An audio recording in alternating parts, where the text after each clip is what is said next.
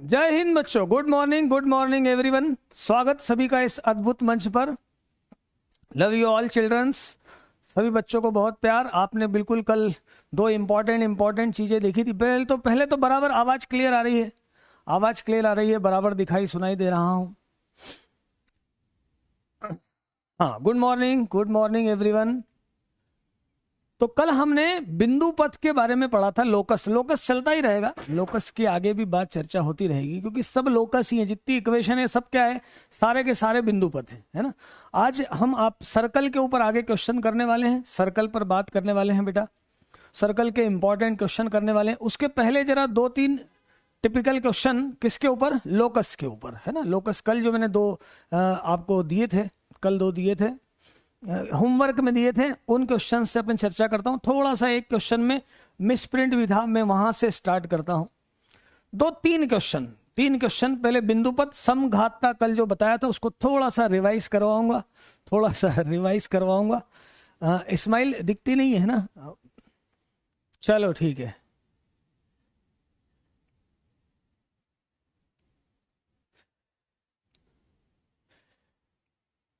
चलिए शुरू करें।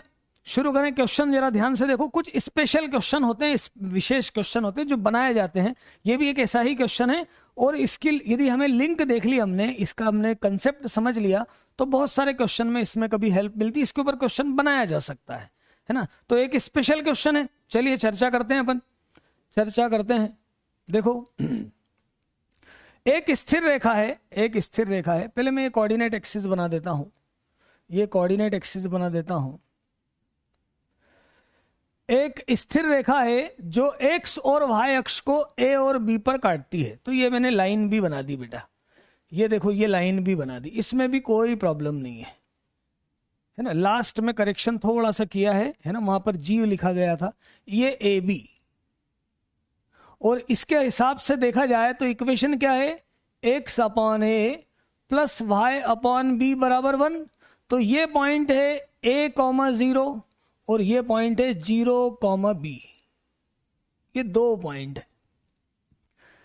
यहां तक पहली लाइन क्लियर हो गई, a और b पर काटती है। यहां तक पहली लाइन अपनी क्लियर हो गई। ध्यान से देख लें जरा 2-3 क्वेश्चन, फिर सर्कल पर सिंपल क्वेश्चन करेंगे, आसानी से समझेंगे।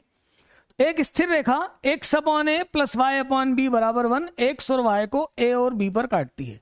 फिर दूसरा, एक चर रेखा, एक वेरिएबल लाइन, बदलने वाली लाइन, चर रेखा एक्स अक्ष को r पर, y को s पर काटती है और ए बी पर लंबवत है।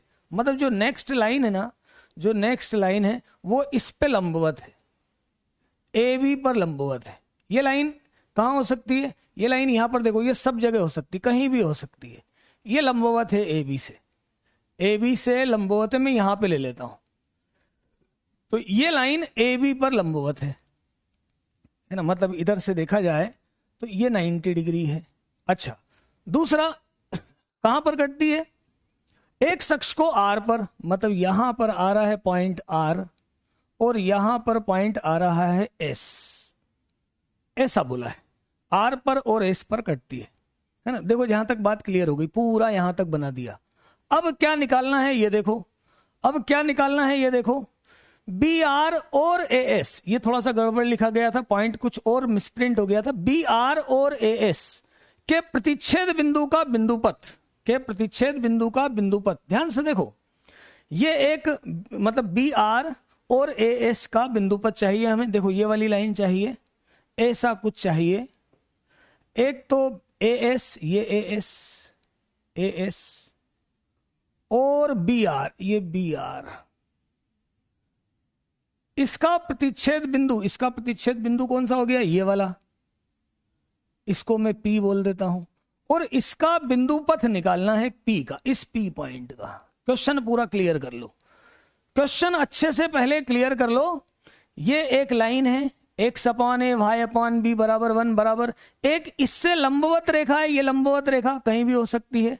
एक्स अक्ष को आर पर और वाई को एस पर कट कर रही है। हमें क्या करना है, ए एस और बी पी, इसका बिंदुपथ निकालना, प्रतिच्छेद बिंदु इस पी का बिंदुपथ निकालना। देखना क्वेश्चन जरा ध्यान से, एक छोटा सा कंसेप्ट लगेगा इसमें और क्वेश्चन हो जाएगा। छोटा सा कंसेप्ट लगेगा और क्वेश्चन हो जाएगा। देखें जरा, आते ही इसलिए स्टार्ट करता हूं, टाइम कम पड़ जाता है, ज्यादा क्वेश्चंस हैं, इसलिए मैं आते ही पढ़ाना स्टार्ट कर देता हूं, है ना। देखो जरा यहां तक। अब P का बिंदु पथ, जिसका बिंदु पथ निकालना होता है, ध्यान से क्वेश्चन देख लो भैया, डायग्राम देख लो, डायग्राम समझ लो, कुछ समझ में नहीं आया तो बराबर पूछ लो। अब जिसका बिंदु पथ निकालते हैं उसको हम एच के मान लेते हैं, एच के मान लेते हैं। अब जरा एक त्रिभुज पे ध्यान दो, इसमें आपको शायद दिख जाए ए बी और एस, इस ट्राइंगल पे आप गौर करो, इस ट्राइंगल पे थोड़ा सा गौर करो, बात पूरी क्लियर हो जाएगी। ए बी एस ट्राइंगल पे देखो जरा ध्यान से, ए बी एस ट्राइंगल पे देखो, ए बी एस, ठीक है, ये ट्राइंगल है। अब इसमें एस से ये क्या हुआ, एक परपेंडिकुलर, ठीक बात, इसको मैं क्यू नाम दे देता हूं, और एक ए से ये भी परपेंडिकुलर, इसको मैं ओ नाम दे देता हूं, ओरिजिन है। जरा ध्यान से देखो, ये भी परपेंडिकुलर, इस ट्राइंगल का एस क्यू एक लंब है, एस क्यू लंब है और ए ओ लंब है। भैया दो लंब हैं शीर्ष से, एस से इस पर लंब और ए से इस पर लंब, दो लंब है।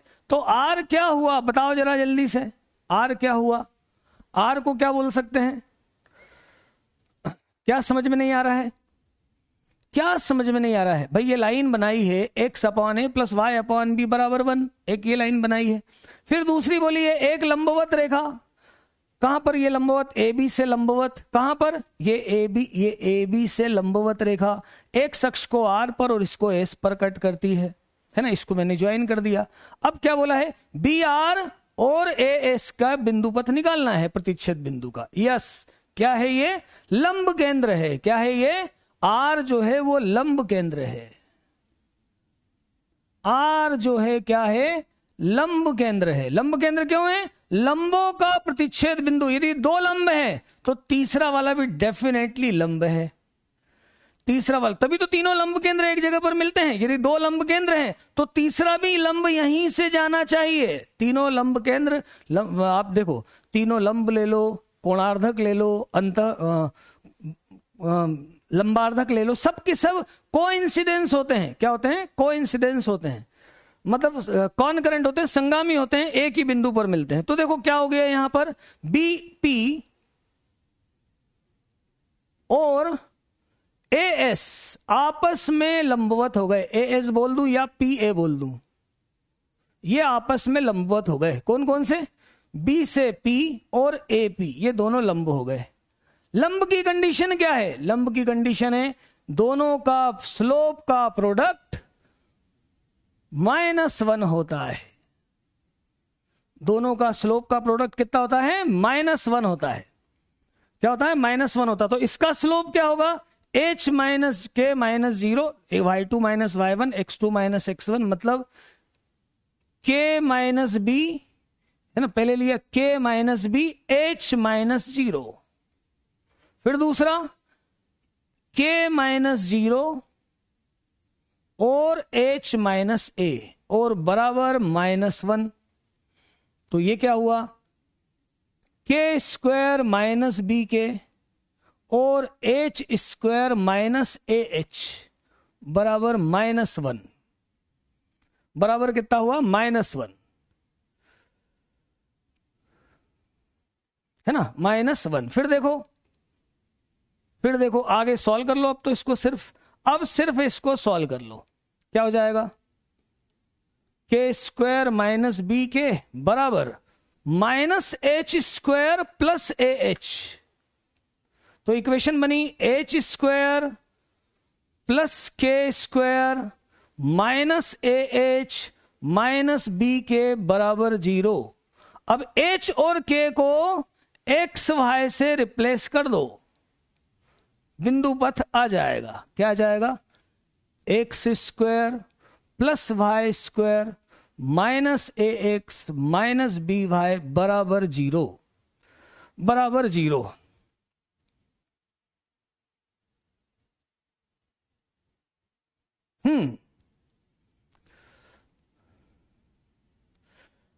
ये एक अलग से स्पेशल क्वेश्चन, फिर से बता रहा हूं, यहां पर क्या बात पकड़ में आना चाहिए, क्या बात पकड़ में आना चाहिए कि ये लंब केंद्र है, तो हमें मालूम पड़ेगा ये इस पर लंब है। ये आपको समझ में आए क्वेश्चन, ये नया टाइप है इसलिए मैंने बताया, ध्यान से नोट करो, इसलिए मैंने बताया।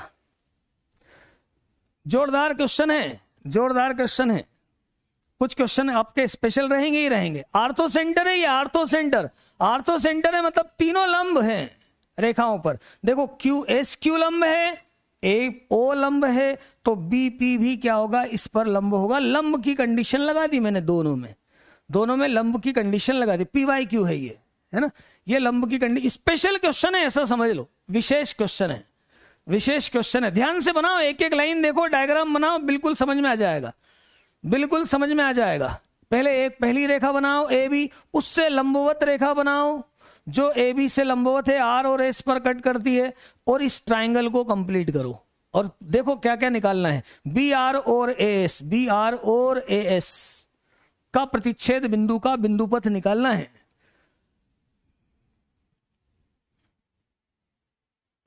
इस क्वेश्चन में प्रतिबिंब का फॉर्मूला नहीं बेटा, ये तो यहां पर ऐसा ही करना पड़ेगा, यहां पर प्रतिबिंब नहीं आएगा, यहां पर है ना, या तो एस की इक्वेशन नहीं निकल पाएगी क्योंकि एस नहीं मालूम। यदि इक्वेशन मालूम होती तो फिर अपन फुट ऑफ परपेंडिकुलर लगा देते, लेकिन इसका हमें समीकरण नहीं मालूम, इसलिए ये फुट ऑफ परपेंडिकुलर। ये सिंपल ऐसा ही सोचेंगे कि आर्थो केंद्र है तो तीनों लंब परपेंडिकुलर है रेखाओं से।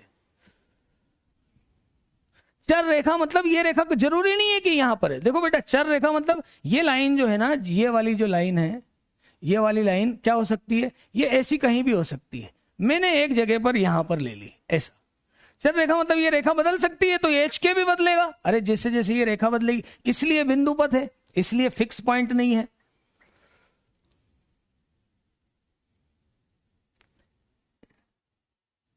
एपी पर ही नहीं, एपी पर ही लंब मतलब देखो ये लंब केंद्र आया ना, तो जो तीसरी वाली लाइन है, थर्ड वाली लाइन जो इससे जाएगी, वो भी तीसरी वाली रेखा पर लंब होगी, क्योंकि दो लंब हैं तो थर्ड भी परपेंडिकुलर होगी। इसलिए मैंने इस आर को क्या बोल दिया, लंब केंद्र। अब इन दोनों को क्या बोला, परपेंडिकुलर, इन दोनों को क्या बोला, लंबवत। चलो ठीक है, फिर से देख लेना, क्वेश्चन स्पेशल है, अभी सिंपल भी चालू कर रहे हैं, है ना। अब एक जरा जो मैंने कल बताया था आपको, एक होमोजिनिटी एक क्वेश्चन दिया था, एक क्वेश्चन और ऐसे क्वेश्चन पूछे जाते हैं, इसीलिए मैं दे रहा हूं।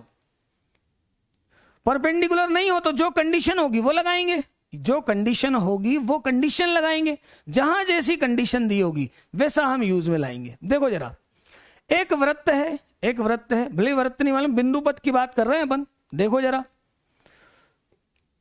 क्या चीज है इसमें, यहां ध्यान दो, ये एक वृत्त है, ये एक वृत्त है,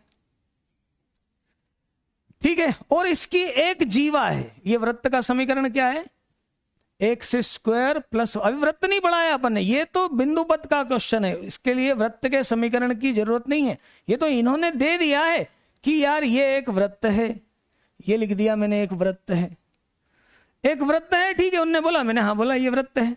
एक जीवा है, जीवा है, परिवर्ती जीवा, तो जीवा बदलने वाली है, एक जैसी नहीं है, तो मैंने एक जीवा बना दी, कहीं भी बना दी, ये जीवा बना दी, ये हो गई आपकी जीवा। ए बी जीवा है,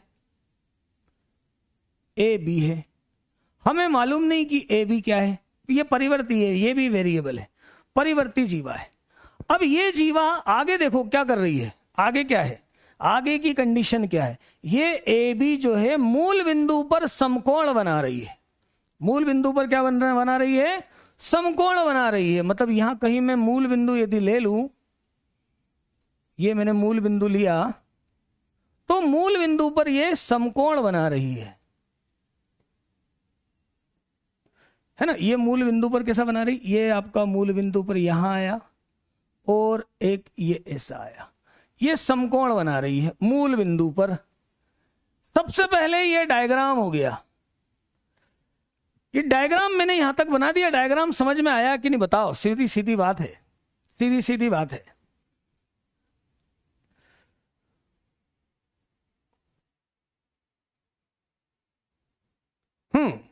देखिए जरा, ये एक सर्कल है, सर्कल है, और इस पर एक ये जीवा है, परिवर्ती जीवा है, जीवा बदल रही है ना।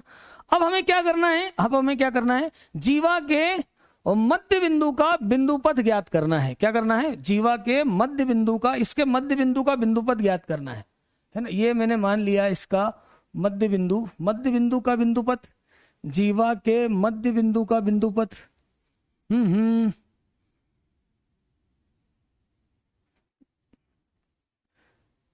जीवा के मध्य बिंदु का बिंदुपथ। एक मिनट इसको देख ले जरा, सही लिखा है कि नहीं।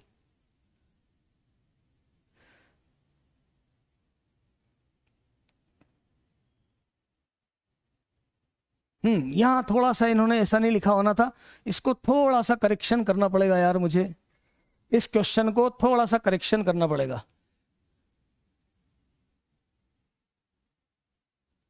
इस क्वेश्चन को एक काम करें, इस क्वेश्चन को अपन बाद में करेंगे, अभी आपको कंफ्यूज भी करेगा। चलो आपको कंफ्यूज भी करेगा, अभी हमें ना दिक्कत भी आएगी।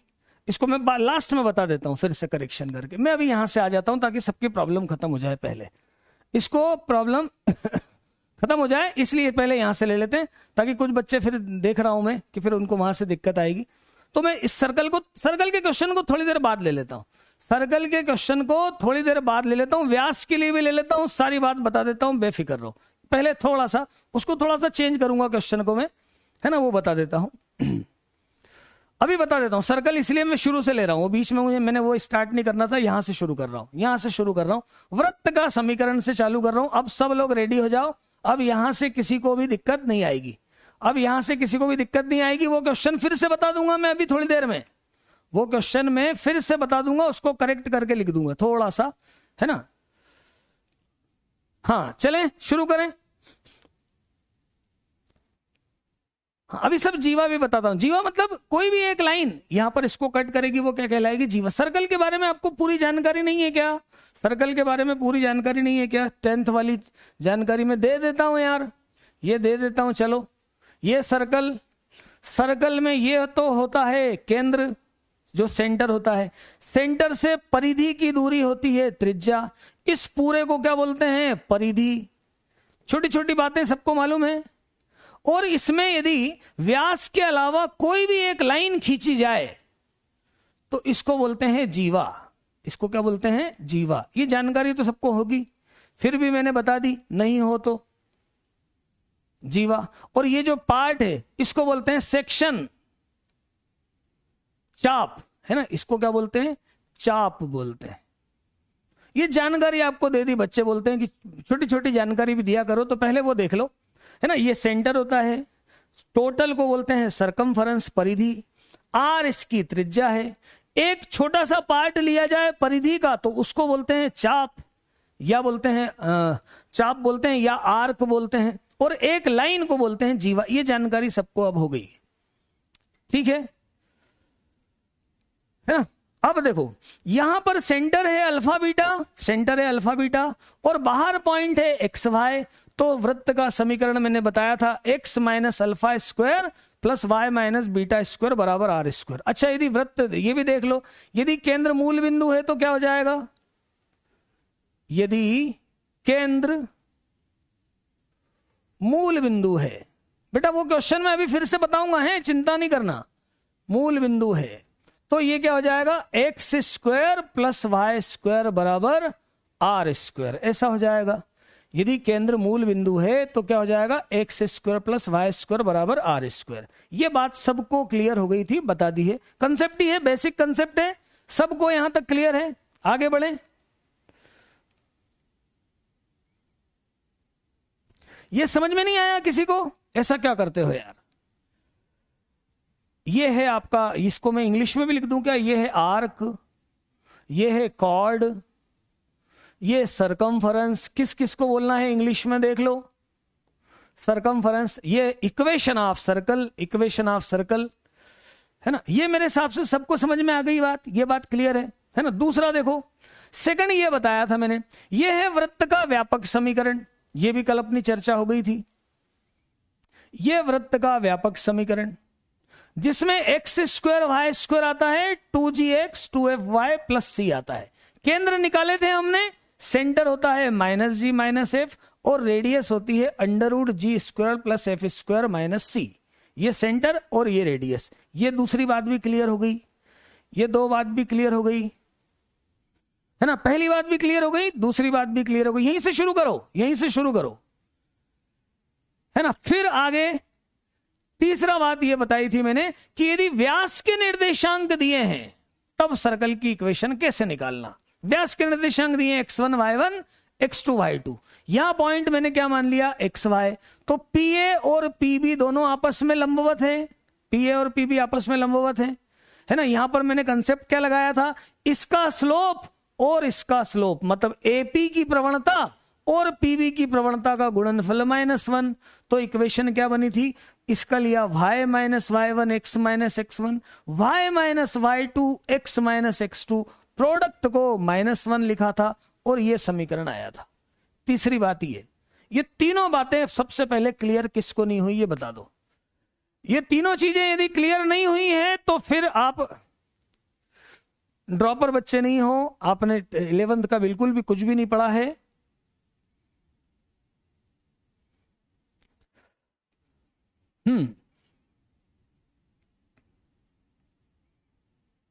बोलो पहले, यहां तक ये तीनों चीजें क्लियर हो गई, केशव में देख लेता हूं अभी। ये तीनों चीजें सबको क्लियर हो गई, ये तीनों बातों पर अपन अब क्वेश्चन करते हैं, ठीक है। ज्यादा कोई टिपिकल नहीं है, सिंपल सी बात है। इन तीनों बातों पर अपन क्वेश्चन, यदि ये भी क्लियर नहीं हुआ तो फिर थोड़ी सी गड़बड़ है ना। बिल्कुल 3 चीजें हैं, बिल्कुल आसान है। अब अपन क्वेश्चन पर आते हैं। क्वेश्चन करने के लिए हमेशा ध्यान रखें सेंटर और रेडियस का, किसी तरह से सेंटर निकल जाए और रेडियस निकल जाए तो वृत्त का समीकरण बनाया जा सकता है, या फिर व्यापक समीकरण का यूज कर सकते हैं, या फिर व्यापक समीकरण का यूज कर सकते हैं, है ना। चलिए यहां देखते हैं, एक वृत्त का समीकरण निकालना है। अब 3 बिंदु दे रखे हैं। अब इसको सीधी मेथड, इसकी सिंपल मेथड तो मैं आपको पहले बता दूं कि जब भी 3 बिंदुओं से जाने वाला वृत्त है तो आप क्या करो कि मान लो एक वृत्त का समीकरण ऐसा है, माना कि वृत्त का समीकरण, यदि ये 3 चीजें आपने बराबर देख ली है तो अब कोई प्रॉब्लम मेरे हिसाब से नहीं आना है। 3 बातें क्लियर हो गई है। हाँ, वो होमवर्क क्वेश्चन अभी आ रहे हैं, ये पहला यही था होमवर्क का। वृत्त का समीकरण हम पहले सपोज कर लेते हैं, पहले क्या कर लेते हैं, सपोज कर लेते हैं। ये मान लेते हैं बेटा, देखो x² plus y² plus 2gx plus 2fy plus c बराबर 0। अब हमें 3 पॉइंट हैं, तीनों पॉइंट हम यहां पर बेटा पुट करते हैं, इसमें रखते हैं। 2 3 रखो पहले, सीधी बात है यार। 2 3 यहां पुट करो, ये कितना आएगा, 4 plus 9 plus 6g plus 6f, कितना आएगा 4g plus 6f, 4g plus 6f plus c बराबर 0। ये पहली इक्वेशन आ गई। अब ये मत बोलना ये डायरेक्ट लिख दिया यार, 2 और 3 xy की जगह पे रख दो। दूसरा पॉइंट लो, सेकंड पॉइंट क्या है, 2 5, इसको रखो 4 25, यहां लिया तो 4g 10f और प्लस c बराबर 0। ये सेकंड इक्वेशन आ गई। थर्ड इक्वेशन, तीसरा वाला पॉइंट रखो, बिल्कुल सीधा है, सबको समझ में आ रहा होगा। तो 25 plus 9 plus 10g plus 6f plus c बराबर 0। देखो ये तीनों इक्वेशन मैंने बना ली, इसमें किसी को कोई डाउट,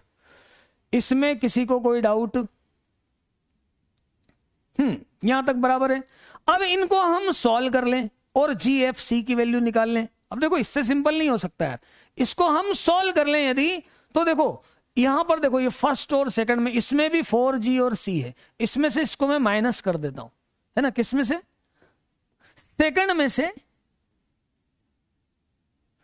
फर्स्ट को माइनस करता हूं, इसमें से इसको माइनस कर देता हूं। देखो ये 4 कैंसल, ये आएगा 16, ये भी 0, ये भी 0, और ये कितना आएगा, ये आएगा 4f बराबर 0। तो f बराबर कितना हो जाएगा, -16/4, तो f आ जाएगा -4।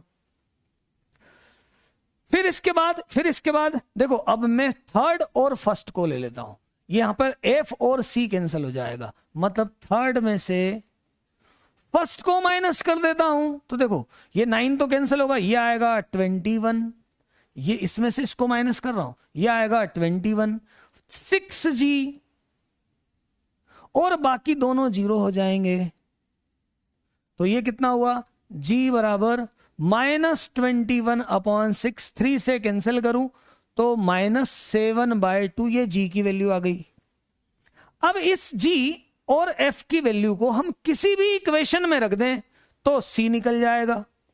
बिल्कुल समझ में आ रहा होगा, ये बिल्कुल समझ में आ रहा होगा, बिल्कुल बेसिक से ले रहा हूं मैं, बिल्कुल बेसिक से ले रहा हूं। 3 टाइप की इक्वेशन पर क्वेश्चन होगा, 3 टाइप की इक्वेशन पर क्वेश्चन होगा, है ना। यहां पर इसमें यहां पर वैल्यू रख दूं यदि मैं, तो ये कितना है 4 + 9, g की वैल्यू कितनी है -7/2, तो 4 × -7/2 + 6 × -4 और प्लस c बराबर 0। देखो जरा सॉल्व करो इसको, ये तो हुआ 13, ये इसको कैंसिल किया 2 से तो -14 और -24 प्लस c बराबर 0, तो c बराबर 25 आया क्या, c = 25 आया क्या, c बराबर 25 आया। अब इन तीनों की वैल्यू इक्वेशन में रख देते हैं, इन तीनों की वैल्यू इक्वेशन में रख देते हैं। इस इक्वेशन में x² + y², 2g कितना होगा, 2g कितना होगा तो -7x, 2f कितना होगा तो -8y + 25 बराबर 0। एक मेथड तो ये हो गई इसकी, सीधे सीधे एक मेथड तो ये निकाल दी मैंने। बोलो इसमें किसको प्रॉब्लम है, इसमें किसको प्रॉब्लम है भैया, बेसिक कंसेप्ट से है बिल्कुल, इसमें अब मत बोलना कि बेसिक नहीं है, समझ में नहीं आया। यहां तक मुझे नहीं लगता किसी को समझ में नहीं आया हो। अब इसी क्वेश्चन को देखो जरा एक और बार, इसी क्वेश्चन को एक बार और देखो। कभी कभी है ना, जब भी कोई क्वेश्चन करने जाओ तो सबसे पहले ऑब्जर्व करा करो कि उसमें कुछ विशेष तो नहीं दिख रहा है ना। जैसे देखो मैं बताता हूं, ये क्वेश्चन तो क्लियर हो गया यहां तक। अब देखना इसी क्वेश्चन को एक बार और ध्यान से देख लो थोड़ा सा। जब भी ऐसा क्वेश्चन आए तो डायरेक्ट मेथड तो यही है कि पॉइंट रखो और सॉल्व करो, लेकिन ऐसा करने के पहले जो इंटेलिजेंट बच्चे हैं, जो समझदार बच्चे हैं, एक बार उस त्रिभुज की ABC का नेचर समझने की कोशिश करते हैं। कैसे नेचर समझते हैं देखो, कैसे नेचर समझने की कोशिश करते हैं, ध्यान से देखो, अभी समझ में आ जाएगी बात, अभी समझ में आ जाएगी बात। ध्यान से देखना जरा, ये 3 बिंदु तो जरा गौर करो क्या है। देखो इसमें 2 और 2 एक जैसा है, देख रहे हैं आपको। मैं इसको ऐसे बना के देखूं क्या, डायग्राम थोड़ा सा बना के देखूं क्या, इसका डायग्राम बना के देखूं क्या। देखो जरा पहला पॉइंट कहां आएगा, पहला पॉइंट कहां आएगा 2,3, 2,3 यहां आएगा 2,3। दूसरा पॉइंट 2,5 इसके जस्ट ऊपर आएगा, यहां पर आएगा 2,5 यहां आएगा। ये हुआ कितना आपका A और ये B। अरे यार पॉइंट सोच सकते हो ना, 2, 3, 2, 5 मतलब एक ही लाइन में है। अच्छा तीसरा पॉइंट क्या है 5, 3 मतलब 5 और 3 मतलब यहां आएगा। यदि ये बात आपने देखी कि इसमें 2 कॉमन है और इसमें 3 कॉमन है, तो आपको ये दिख जाएगा बेटा कि ये एक समकोण त्रिभुज है। ये नजर वाली बात, ये देखने वाली बात क्या है, ये एक समकोण त्रिभुज है। और समकोण त्रिभुज यदि है तो BC व्यास है, BC व्यास है, क्योंकि कर्ण जो होता है वो व्यास होता है। और BC व्यास है तो B और C पॉइंट क्या है 2, 5 और 5, 3। और जब व्यास दिया हो तो समीकरण कैसे निकालते हैं, x - x1 x - x2 plus y - y1 और y - y2 बराबर 0, ऐसे निकालते हैं। बस यहां वैल्यू रख दी, x - 2 x - 5 y - 5 और y - 3। सॉल्व कर दिया, x² -7x मल्टीप्लाई मतलब दोनों को जोड़ दो, 5 और 2 7x प्लस 10। ये y², ये -8y प्लस 15। तो देखो जरा पूरा क्या बन गया, x² + y² -7x -8y plus 25 बराबर 0। ऐसे भी ये क्वेश्चन सॉल्व हो सकता है, ऐसे भी ये क्वेश्चन सॉल्व हो सकता है। क्या देखना है आपको? पॉइंट की सिचुएशन देखो। 2 3 2 5 मतलब एक लाइन, 2 3 5 3 ये भी एक लाइन। ये देखो जरा, ये एक्स अक्ष के वाई अक्ष के समांतर, ये एक्स के अक्ष के समांतर। यदि पॉइंट पे आपने ध्यान दे दिया और ये देख लिया कि ये समकोण त्रिभुज है, तो सीधे व्यास का फॉर्मूला लगा सकते हो, सीधे व्यास का फॉर्मूला। ध्यान से देखो समकोण कैसे है, समकोण कैसे बेटा 2 3 और 2 5। बताओ ये x तो 2 है ना, जब x नहीं बदलता तो रेखा y अक्ष के समांतर होती है। ये देखो ना, ये डिस्टेंस 2 है, यहां से डिस्टेंस 2 है ये, और यहां से देखो ये बाद में 3 एक जैसे हैं, ये डिस्टेंस 3 है। जरा देखो, जब 2 डिस्टेंस है y के समांतर x के समांतर, ये बना समकोण, राइट ट्रायंगल हो गया, ये हो गए व्यास, और व्यास से समीकरण निकाल लिया, व्यास से समीकरण निकाल लिया, है ना। बराबर समझा रहा हूं, बराबर बता रहा हूं, बराबर बता रहा हूं, ठीक से समझते रहो तो अच्छा लगेगा, है ना। शुरू में मैंने एकदम से वो हार्ड ले लिया था, वो मेरी शायद गड़बड़ थी, पहले आसान ही लेते हैं, है ना। सर पॉइंट माइनस होता तो भी उधर चला जाता, डरते क्यों? जहां भी पॉइंट होता वहां बनाते ना अपन। पॉइंट बनाने में क्या प्रॉब्लम है? पॉइंट बनाने में तो क्या प्रॉब्लम है? समकोण ना हो तो ये रहा ना यार, ये तो करा ही है ना, इसमें तो मना किया, ये तो हर एक के लिए है। ये तो कब कब है? जब कुछ विशेष ट्रायंगल दिख जाए, जैसे समकोण दिख गया तो ऐसा। ये तो क्वेश्चन, ये तो आप नेचर देख के, मतलब कभी भी पॉइंट दिए हो आईआईटी में तो ऐसा नहीं हो सकता कि वो सीधे डायरेक्ट, कुछ ना कुछ उसमें टेक्निक दी होगी। ये थोड़ा सा दिमाग लगाया करो, ये थोड़ा सा दिमाग लगाया करो, है ना। आगे बढ़ते हैं। अब देखो दूसरा टाइप में सर्कल से किस किस टाइप के क्वेश्चन बनते हैं वो सारे आपको बता रहा हूं, क्या क्या सोचा जा सकता है वो सब बता रहा हूं, बिल्कुल बेसिक से बता रहा हूं, बिल्कुल बेसिक से बता रहा हूं। 0 हो तो अब आप समझ गए यार, ये बात समझ गए, है ना। ये पॉइंट बनाओ बराबर दोनों, 2 3 2। आपको ये समझ में आता है कि ये एक लाइन में जब पॉइंट बनते हैं तो जैसे ये है 1 1 2, फिर 1 3, फिर 1 4। यार ये देखो ना, सब में 1 1 1 रहेगा ना, ऐसा। ये 2 2 है और यहां बाद में 3 3 है, ऐसा देखो तो दिखेगा आपको समकोण त्रिभुज, है ना। फिर देखो वृत्त का केंद्र कितना है। अब देखो ये एक और चीज, ये ट्राइंगल, मतलब कौन से आपके स्ट्रेट लाइन के सारे फॉर्मूले यूज में आएंगे बेटा, ध्यान रखना। ये आपका एक वृत्त है और इसकी एक स्पर्श करता है, यहां पर स्पर्श करता है। स्पर्श रेखा के बारे में भी नहीं पढ़ रहे, अभी तो ऐसा बोला, ये इस लाइन को स्पर्श करता है। किसको?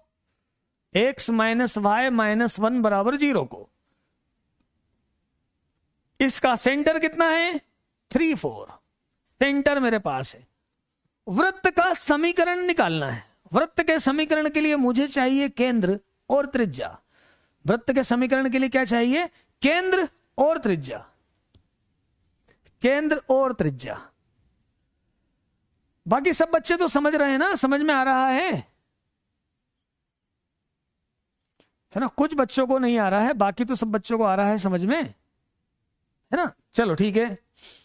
देखो अब यहां पर क्या रेडियस कैसे निकालें? तो अब सिंपल सी बात है भाई, सेंटर से इसकी लेंथ ऑफ परपेंडिकुलर, लंब की लंबाई निकालना सिखाया है, और टेंजेंट हमेशा इसको टच करती हुई जाएगी तो ये 90 डिग्री पे होगी, तो ये हो गई आपकी रेडियस। रेडियस मतलब लंब की लंबाई। लंब की लंबाई का फॉर्मूला क्या है? बार बार बताता हूं, याद रहना चाहिए। किसी बिंदु से रेखा पर डाले गए लंब की लंबाई क्या है? यह लंब की लंबाई का फॉर्मूला है ax1 by1 plus c upon under root a square plus b square. बस ये फॉर्मूला लगा के और रेडियस निकाल लो, और जब सेंटर और रेडियस आ गई तो इक्वेशन आ जाएगी, है ना। यहां पर रखो, इसमें 3 minus 4 minus 1 upon under root 1 square plus 1 square. यह 3 4, ये कितना हुआ? कितना हुआ ये? 2 अपॉन रूट 2। 2 को रूट 2 से डिवाइड करते हैं, माइनस है लेकिन मॉड है तो रूट 2 हो जाएगा। ये आंसर क्या आएगा? रूट 2। तो रेडियस आ गई रूट 2। इक्वेशन ऑफ सर्कल क्या होती है? x minus alpha square y minus beta square बराबर r स्क्वायर। तो x minus 3 square plus y minus 4 square equal to √2 square. और इसको डायरेक्ट सॉल्व करना सीखो। पहले लिखो एक्स स्क्वायर वाई स्क्वायर, सीख लो जरा, एक्स स्क्वायर वाई स्क्वायर, फिर दोनों का डबल करो, -6x minus 8y।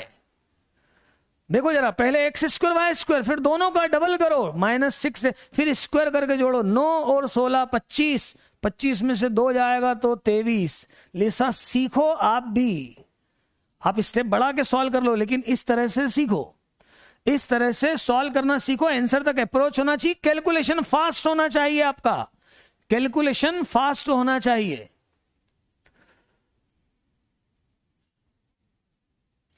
Calculation fast होना चाहिए। चलो हो गया, क्वेश्चन सिंपल था। अब इस क्वेश्चन को देखो, अब इस क्वेश्चन की भी 2 मेथड है। एक मेथड तो ये है कि 2 तो पॉइंट दे रखें, 2 तो बिंदु दे रखें, और ये बोला है कि केंद्र इसके ऊपर है, तो 2 समीकरण उससे निकाल लो और एक समीकरण यहां से निकाल लो -g - f रख के, ये सेंटर यहां रख दो, एक समीकरण मान लो और इससे निकाल लो। एक मेथड तो अपनी सीधी सीधी मेथड जो है वो ये है ना। अब मैं आपको इसमें एक और बढ़िया वाली मेथड बता रहा हूं, है ना, एक स्पेशल मेथड बता रहा हूं। देखो जरा ध्यान से, समझो तो मजा आएगा, समझो तो मजा आएगा। हर सवाल में टेक्निक आपको मैं बताता जाऊंगा, पर बशर्ते आप लोग साथ साथ में सपोर्ट करते रहो, समझते चलो, तो मैं भी नया नया बताऊं। देखो ये एक सर्कल है, 2 बिंदुओं से गुजरता है। मैं 2 बिंदु कहीं भी मान लेता हूं, कोई एक्स वाई अक्ष तो ले नहीं रहा हूं।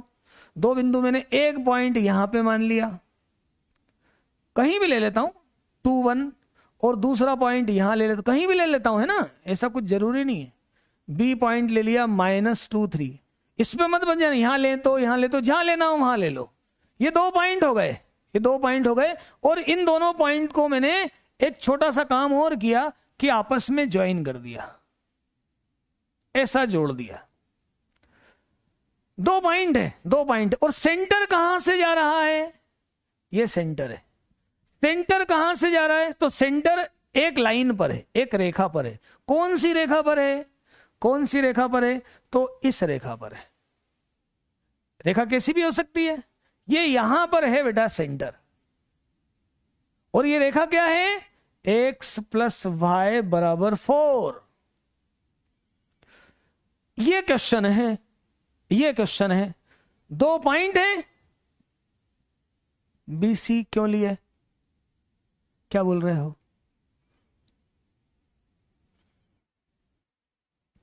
हाँ ठीक है, क्लियर है।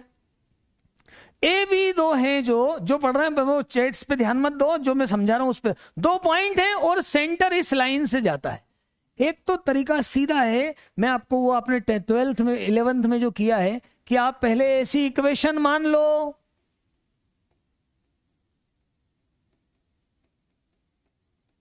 दोनों पॉइंट यहां रखो, 2 इक्वेशन बनेगी, यहां पे -g - f रखो, 3rd इक्वेशन बनेगी, सॉल्व करो, GFC निकालो, पर वो लेंदी प्रोसेस है। यहां देखो, यहां देखो, अब जरा यहां पर मुझे सेंटर और रेडियस निकालना, ध्यान देना, बिल्कुल जोरदार क्वेश्चन हो जाएगा, फिर से मजा आ जाएगा, है ना। मैंने क्या किया, यहां से एक ऐसी लाइन खींची, लंब डाला, और ध्यान रखें जीवा को ये सेंटर से डाला गया लंब जो है हमेशा 2 भाग में बांट देता है। ये अपन ने 10th में ये बात भी पढ़ी है। ये लंब डाला है ना, इसका समीकरण निकाल सकते हो क्या, C और ये P मान लेता हूं, इस CP का समीकरण निकाल सकते हो क्या, बोलो, इस CP का समीकरण निकाल सकते हो क्या? बिल्कुल निकाल सकते हो। पॉइंट P कैसे आएगा, तो PAB का मध्य बिंदु है, मध्य बिंदु है, ध्यान देना, PAB का मध्य बिंदु, तो P पॉइंट क्या आएगा, तो 2 - 2/2 और 1 + 3/2। अब ये डायरेक्ट निकाल सकता था मैं, 0,2, तो ये पॉइंट है 0,2, ये पॉइंट है 0,2। इसकी प्रवणता कितनी है, AB की, AB की प्रवणता कितनी है, AB की प्रवणता कितनी है, MAB, AB की प्रवणता कितनी है, तो इससे निकाल लेता हूं, 3 - 1 अपॉन 3 - 1 अपॉन -2 - 2, तो 2/-4 मतलब -1/2। तो इस पीसी की प्रवणता कितनी हो जाएगी? देखो इसकी प्रवणता कितनी आई है, -1/2। तो लंब रेखा की प्रवणता कितनी हो जाएगी? तो हो जाएगी 2। उल्टा कर दो और माइनस लगा दो, हो जाएगी कितनी? 2। इसकी प्रवणता कितनी हो जाएगी? फिर से देखो, 2 पॉइंट, ये एक लाइन सेंटर से जा रही है, इसको अपन ने एक लाइन सेंटर से निकाली, परपेंडिकुलर डाला, जो मिड पॉइंट पर आएगा, मध्य बिंदु पर आएगा। पी बिंदु कैसे निकाला? तो दोनों का मध्य बिंदु करा। ए बी की प्रवणता -1/2, तो सीपी की प्रवणता 2, ये मैं सिखा चुका हूं। तो सीपी का समीकरण क्या हो गया? सीपी का समीकरण क्या हुआ? तो एक पॉइंट है मेरे पास 0, 2 और प्रवणता है 2, तो ये हुआ y-2 बराबर 2 इंटू x -2, x -0। तो क्या आया? y-2 बराबर 2x, मतलब 2x माइनस y प्लस 2 बराबर 0। इस सीपी का समीकरण आया। बोलो यहां तक समझ में आया या नहीं आया? व्यास का ही है, ये व्यास ही बनेगा। ये जो सेंटर से जाएगी लाइन वो व्यास ही बनेगा, लेकिन व्यास के बिंदु नहीं है मेरे पास। ए बी व्यास नहीं है, ए बी व्यास नहीं है। अच्छा, अब मैं इसको और इसको, इन दोनों को यदि सॉल्व करूं तो कहां मिलेगा? सेंटर मिलेगा, सेंटर मिलेगा। मतलब इसके साथ में इसको सॉल्व करूं, इसको यहां लेकर आऊं, ऐसा लिखूं x प्लस वाई -4 बराबर 0, और इसको सॉल्व करूं तो ये कैंसिल होगा। 3x माइनस कितना आएगा देखना जरा, 2x minus y, 2x minus y plus 2 बराबर 0। इसको मैं सॉल्व करूं 2x माइनस वाई, तो कितना आया देखना जरा, क्या आया यहां पर? ये हुआ -2 बराबर 0। तो x बराबर 2/3 आया क्या बेटा? चेक कर लेना कुछ मिसप्रिंट तो नहीं हुआ। 2/3 आया क्या? 2/3 आया क्या? और ये 2/3 यहां रखूं तो, ये 2/3 यहां रखूं तो क्या हुआ? 2/3 यहां रखूं तो 2/3 प्लस y बराबर 4, तो y बराबर 4 माइनस 2/3, तो क्या 10/3 आया क्या? क्या 10/3 आया क्या? तो ये सेंटर क्या आ गया अपना? 2/3 और 10/3। देखो ऐसे सेंटर निकाल सकते हैं, ऐसे सेंटर निकाल सकते हैं। ध्यान से समझो यार, 2 पॉइंट हैं, एक मैंने ये व्यास सेंटर से परपेंडिकुलर डाला जो इसको 2 भागों में बांटेगा, तो इसका मध्य बिंदु निकाला और प्रवणता निकाली लंब के हिसाब से। तो ये क्या हुआ?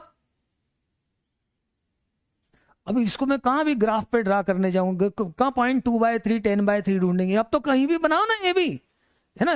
तो यहां पर ये ए बी बनाया, ये परपेंडिकुलर है, तो ये बना। अब इन दोनों को सॉल्व किया। अब देखो, अब रेडियस कैसे निकालोगे? तो रेडियस बिल्कुल आसान, रेडियस बिल्कुल आसान। अरे रेडियस के लिए ये ए से सी की दूरी निकाल लो यार, यही है ना। अरे यहां से निकाल लो, सी बी निकाल लो, ए सी निकाल लो, कुछ भी निकाल लो। तो रेडियस क्या हो जाएगी? ए सी,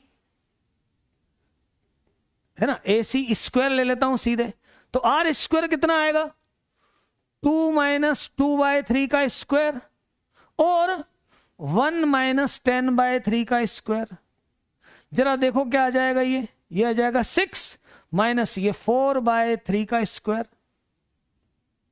और ये कितना आएगा? 3, मतलब 7/3 का स्क्वायर। कितना हो जाएगा? ये कितना हो जाएगा? ये तो 9, 16 और 49, मतलब कितना हो गया? ये 5। देखना यार, 65/9 कितना हो गया? 65/9। सेंटर आ गया, रेडियस आ गया। इक्वेशन बना देता हूं, equation x minus alpha square y minus beta square और बराबर आर स्क्वायर। ये आर स्क्वायर ही है। बहुत सारे बच्चों ने कर दिया क्वेश्चन, बहुत सारे बच्चों ने कर दिया क्वेश्चन। साफ नहीं लिखा है क्या? साफ नहीं लिखा है क्या? बिल्कुल स्पष्ट लिखा है यार, स्पष्ट लिखा है। केशव शर्मा, स्पष्ट नहीं दिख रहा है क्या? बिल्कुल मेरे हिसाब से बिल्कुल स्पष्ट क्लियर लिखा है है ना, मैं देख रहा हूं सामने बोर्ड पे बिल्कुल अच्छे से क्लियर दिख रहा है, क्लियर दिख रहा है, देखो जरा।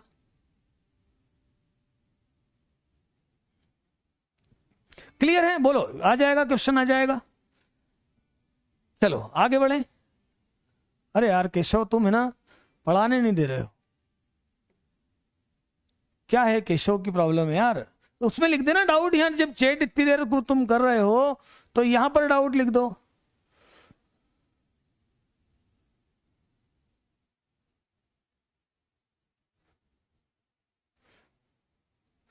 नहीं बेटा, ये है ना मन से 2001 मत लेना यार, है मैं फिर बोल रहा हूं, मन से 2001 में मैंने जैसा बताया वैसा करना है ना। फिर से जो मैंने क्वेश्चन सॉल्व किया है उसको देखो।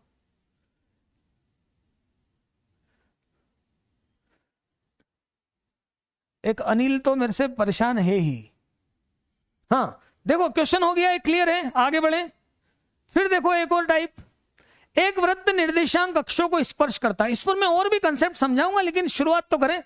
एक वृत्त जो है निर्देशांक अक्षों को स्पर्श करता है, ध्यान से देखना, अभी इसकी बात अपन डिटेल में भी करेंगे, लेकिन क्वेश्चन आया है ना, तो कैसा होगा। ये एक सर्कल है, ये सर्कल है, और ये निर्देशांक अक्षों को स्पर्श करता है। एक इधर स्पर्श करता है, अच्छा कहीं भी किसी में भी कोऑर्डिनेट में हो सकता है, इधर स्पर्श करता है और एक इधर स्पर्श करता है।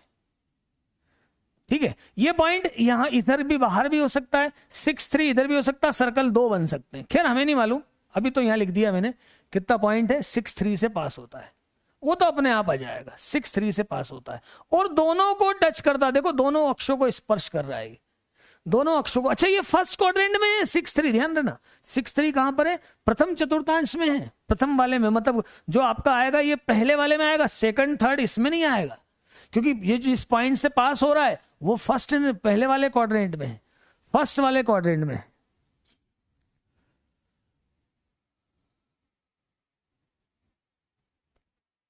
ठीक है,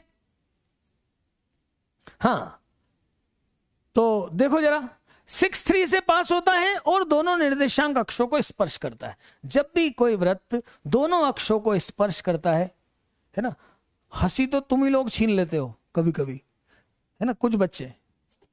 हाँ देखो देखो जरा ध्यान से, ये यहां से इधर रेडियस और यहां से रेडियस, ये दोनों बराबर बराबर, देख लो, ये मान लो ए और ये भी ए, ऐसा मत बोलना आर क्यों नहीं माना सर, जो इच्छा हो। तो सेंटर भी ए कॉमा ए, अभी मैं इतनी बात बोल रहा हूं कि इसमें सेंटर भी ए कॉमा ए और रेडियस भी ए, फर्स्ट क्वाड्रेंट में, इसलिए क्योंकि पॉइंट फर्स्ट क्वाड्रेंट में, पहले वाले चतुर्थांश में। सर्कल कहां होगा, फर्स्ट क्वाड्रेंट में होगा, ध्यान से समझो, है ना, फर्स्ट कहां पर होगा, फर्स्ट क्वाड्रेंट में होगा। अब इसकी इक्वेशन क्या होगी, इक्वेशन क्या होगी, इक्वेशन तो ये होगी x माइनस ए स्क्वायर वाई माइनस ए स्क्वायर बराबर ए स्क्वायर। एक काम करते हैं, आप a यहां भी निकाल सकते हो। यार ये बताओ यहां से यहां की दूरी कितनी होगी, a ही होगी ना, a0 से। मैं इसको पहले a निकाल दूं क्या, a निकाल दूं क्या, बाद में भी इससे भी निकाल सकते हैं। अब यहां से शुरू कर दिया, यहीं से शुरू करें। इसकी इक्वेशन देख लो सीधे, x square plus y square minus 2ax minus 2ay plus a square बराबर 0।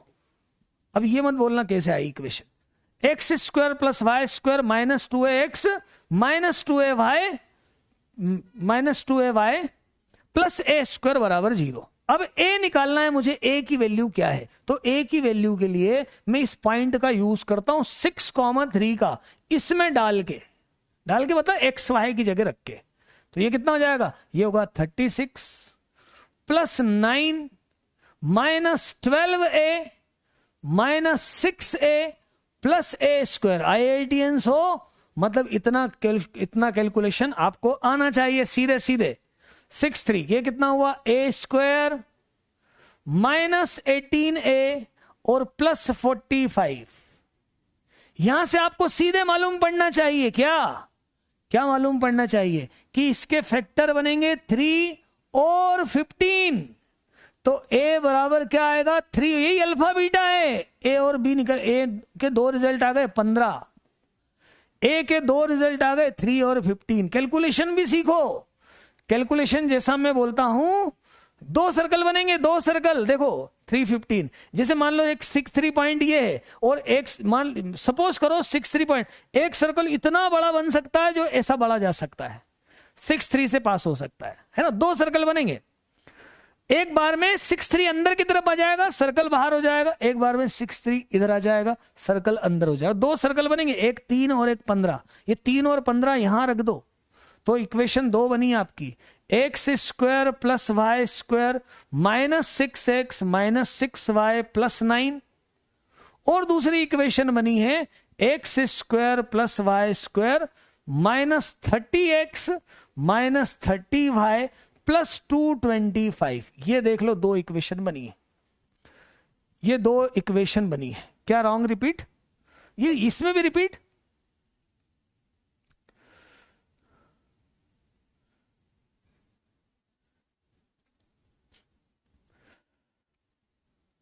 ये कैलकुलेशन यदि आपने सीधे सीधे नहीं सीख, मतलब ये आपका कैलकुलेशन परफेक्ट होना ही चाहिए। देखो अब इनने क्या बोल दिया, माइनस ए स्क्वायर, मतलब आप कैलकुलेशन प्रॉपर नहीं कर पा रहे हो। इसका कैलकुलेशन देखो जरा, इसका कैलकुलेशन करो, क्या आएगा ये एक्स, जबकि मैं बता चुका हूं, x square minus 2ax plus a square, ये इसका होल स्क्वायर और ये इसका होल स्क्वायर और बराबर ए स्क्वायर। तो ये एक ए स्क्वायर कैंसिल होगा और एक बचेगा जो प्लस का ही रहेगा, जो प्लस का ही रहेगा। ध्यान से करो क्वेश्चन, ये क्वेश्चन श्वेता समझ में नहीं आया तुमको? भाई दोनों को टच करता है, मतलब जो रेडियस है वही सेंटर है, ये भी ए ये भी ए और ये ए कॉमा ए है ना, इन दोनों से ये सेंटर ए कॉमा ए, और देखो यहां पे मान लिया मैंने केंद्र को भी ए कॉमा ए ले लिया क्योंकि दोनों को टच करता है ना। और अभी आगे भी इसमें और भी बात होगी, और त्रिज्या भी ए हो गई। ये मैंने वृत्त का समीकरण लगाया, सॉल्व करके फिर 63 रखा और ए की वैल्यू निकाली। इतना किया है श्वेता। 4 जगह नहीं बन पाएगा आर्यन, क्यों नहीं बन पाएगा? क्योंकि जब ये नेगेटिव में सर्कल जाएगा तो 63 में जाने के लिए उसको कटना पड़ेगा, उसको क्रॉस करना पड़ेगा, इसलिए कहा कितने बनेगा, यहीं पर बनेगा। क्योंकि आप क्वेश्चन कम प्रैक्टिस करते हो, आप है ना एनसीईआरटी और छोटे छोटे क्वेश्चंस की प्रैक्टिस करोगे तब आपसे क्वेश्चन बनेंगे और बनने ही लगेंगे पक्का। और मैं जो क्वेश्चन लाता हूं वो तो कुछ स्पेशल होते हैं जिससे आप हर क्वेश्चन में कुछ ना कुछ सीखो इतने कम लाइन में, है ना। ये आपको मैंने यहां से समझाया था। क्वाड्रेटिक देखा करो कैसा होता है, माइनस अल्फा प्लस बीटा, देखो ये ऐसा होता है, और बेटा यही अल्फा बीटा आंसर होता है। अब जरा इसको देखना, ये ए स्क्वायर है माइनस इस 18 को लिखूं मैं 3 प्लस 15, ध्यान से देखना, और ये 3 इंटू 15 है, तो यहां से नजर तेज हो तो 3 और 15 इसके आंसर होंगे, 3 और 15 इसके आंसर होंगे। ये टेक्निक भी सीखो, ये टेक्निक भी सीखो। माइनस 15 नहीं आएगा, माइनस 15 नहीं आएगा, प्लस 15 ही आएगा, माइनस में होगा ही नहीं। हाँ अब ये वाला क्वेश्चन बताओ जल्दी से, आंसर ऐसे ही बता दो, क्या आंसर होगा इसका, क्या समझे? -1 2 और 3 4, 3 -4 से जाने वाले सबसे छोटे वृत्त का समीकरण, सबसे छोटे वृत्त का समीकरण। ए कैसे लिखा बेटा, ये देख कोऑर्डिनेट कैसे लिखते हैं, ये ऐसा होता ना 2 3, मतलब इधर 2 और इधर 3। अब ये दोनों तरफ बराबर बराबर, ये डिस्टेंस ये बराबर है ना। यदि मैं इसको ए और इसको ए बोलूं तो ये ए कॉमा ए होगा ना, ए कॉमा ए होगा। हाँ, सबसे छोटा वृत्त कौन सा हो सकता है? देखो देखो सबसे छोटा वृत्त कौन सा हो सकता है? सबसे छोटा वृत्त वो हो सकता है, जैसे ये 2 पॉइंट है, 2 पॉइंट है, एक पॉइंट क्या है -1, 2, और एक पॉइंट क्या है 3, -4। अब देखो यहां से मैं अलग अलग सर्कल देखूं, यदि ये एक ऐसा सर्कल देखूं, है ना, ये एक ऐसा सर्कल देखूं, ये एक ऐसा सर्कल देखूं, तो सबसे छोटा सर्कल वो होगा जब ये दोनों बिंदु सबसे दूर हो जाए, मतलब ये डायमीटर हो जाए, तो ये सबसे छोटा सर्कल होगा, है ना, सबसे छोटा सर्कल होगा। मतलब देख लो कैसा बनेगा, देखना सबसे छोटा सर्कल कैसा बनेगा। सबसे छोटा सर्कल तब बनेगा जब ये पॉइंट कहां पर आ जाए, व्यास पर आ जाए, डायमीटर पर आ जाए। -1 2 3 -4। देखो ये एक वृत्त बनाया, ये है ए बी। अब ए बी से जाने वाला मैं कोई सा भी वृत्त बनाऊंगा, देखो यहां से दूसरा वृत्त बनाऊंगा तो इससे बड़ा ही हो जाएगा, इससे बड़ा ही हो जाएगा। तो सबसे छोटा वृत्त कब बनेगा, जब ये व्यास के निर्देशांक होंगे। जब क्या होंगे, ये व्यास के निर्देशांक होंगे, व्यास के निर्देशांक होंगे। मतलब ये क्या है, सबसे छोटा वृत्त, सबसे छोटा वृत्त है ना। मतलब ए बी, ए मतलब -1 2 और 3 -4 व्यास होगा। क्या हो जाएगा, व्यास। और डायमीटर के लिए इक्वेशन कैसे निकालते हैं, x + 1 x -3 और y -2 और y +4 बराबर 0। अब ये कंसेप्ट तो मालूम है ना आपको, बराबर 0। सबसे छोटा वृत्त कौन सा होगा, जब देखो जरा ए बी से जाने वाला कोई भी मैं वृत्त बनाऊंगा तो अब ये कॉर्ड हो जाएगी। अरे ऐसा समझ लो, डायमीटर बिगेस्ट कॉर्ड होती है, सबसे बड़ी कॉर्ड होती है। ये देखो ये कॉर्ड हो जाएगी। अब ये ऐसा वृत्त जाएगा, इससे बड़ा हो जाएगा। मैक्सिमम मिनिमम कहां आएगा, जब इसके बीच में सेट कर दोगे इसको, जब इसके बीच में ले आओगे बिल्कुल, सर्कल सबसे छोटा हो जाएगा, सर्कल सबसे छोटा हो जाएगा। सॉल्व कैसे करोगे इसको, सॉल्व करने का तरीका इसका क्या है, देखो कैसे सॉल्व करना, सुन लो। पहले लिखो x², जिनको नहीं आता है, फिर इन दोनों को जोड़ो, -3 और 1 तो -2x, फिर दोनों का गुणा करो -3। इसको कैसे करोगे, पहले y², पहले y², -2 और 4 तो +2y, और फिर मल्टीप्लाई करो -8। ऐसा इसको जमा के लिख लो, पहले लिखो एक तमीज से लिख लो, x² y² -2x + 2y और -11। बच्चे पहले ही कर चुके हैं सब, बच्चे पहले कर चुके हैं सब।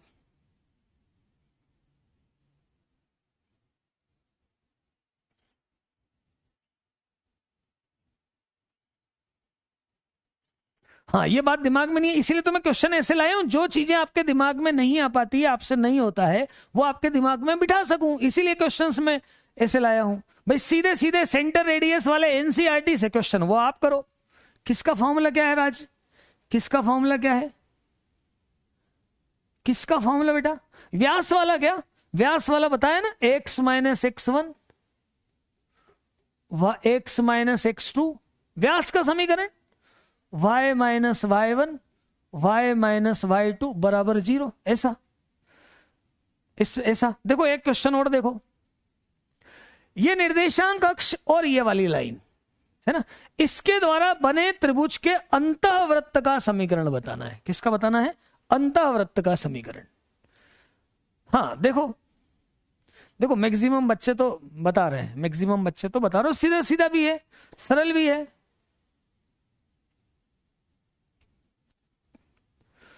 हाँ जी, व्यास मतलब डायामीटर है ना। हाँ व्यास मतलब, हाँ इसको पढ़ो, क्वेश्चन देखो जरा, क्वेश्चन देखो क्या है, निर्देशांक अक्षों को स्पर्श करता है, स्पर्श करता है क्या बोलो, मतलब अंतःवृत्त बनाना है। देखो जरा, पहले मैं इसको डायग्राम बना दूं, डायग्राम बना दूं, इससे क्लियर हो जाएगी बात। ये मैंने एक छोटा सा एक वृत्त बनाया, ये इतना बड़ा वृत्त बनाया, पहले वृत्त बनाया, डायग्राम बनाने में दिक्कत नहीं आया इसलिए, और कुछ नहीं। ध्यान से देखना, ये एक अक्ष, ये दूसरा अक्ष, देखो जरा ध्यान से, और ये तीसरी लाइन।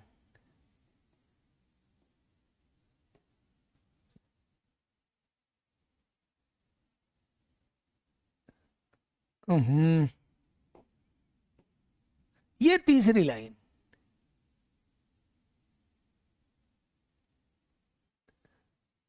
और ये अंतःवृत्त देख लो, ये एक्स अक्ष बराबर बराबर, ये आया अंतःवृत्त ओ ए बी का, ये अंतःवृत्त, इसका समीकरण निकालना है, इसका समीकरण निकालना है। क्वेश्चन पहले क्लियर हुआ यहां तक?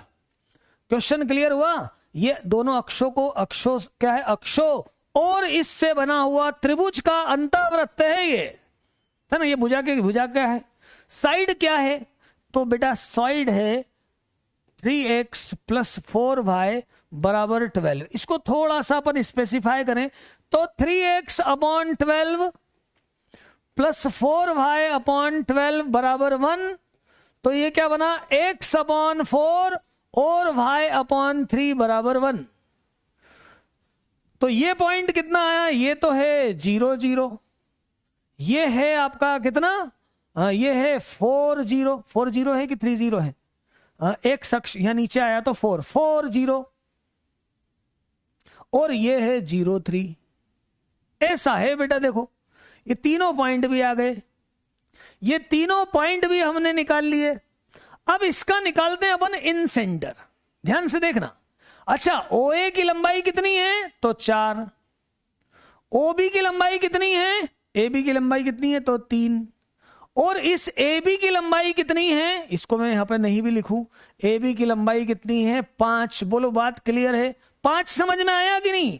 4 और 3 से डिस्टेंस क्या, पाइथागोरस थ्योरम से ये 5 आया, 5 आया। अब इन सेंटर क्या होता है, इन सेंटर क्या होता है, तो इन सेंटर का मैंने फॉर्मूला बता रखा है बेटा आपको बहुत अच्छे से, ax1 bx2 cx3 upon a plus b plus c, ऐसा बताया है।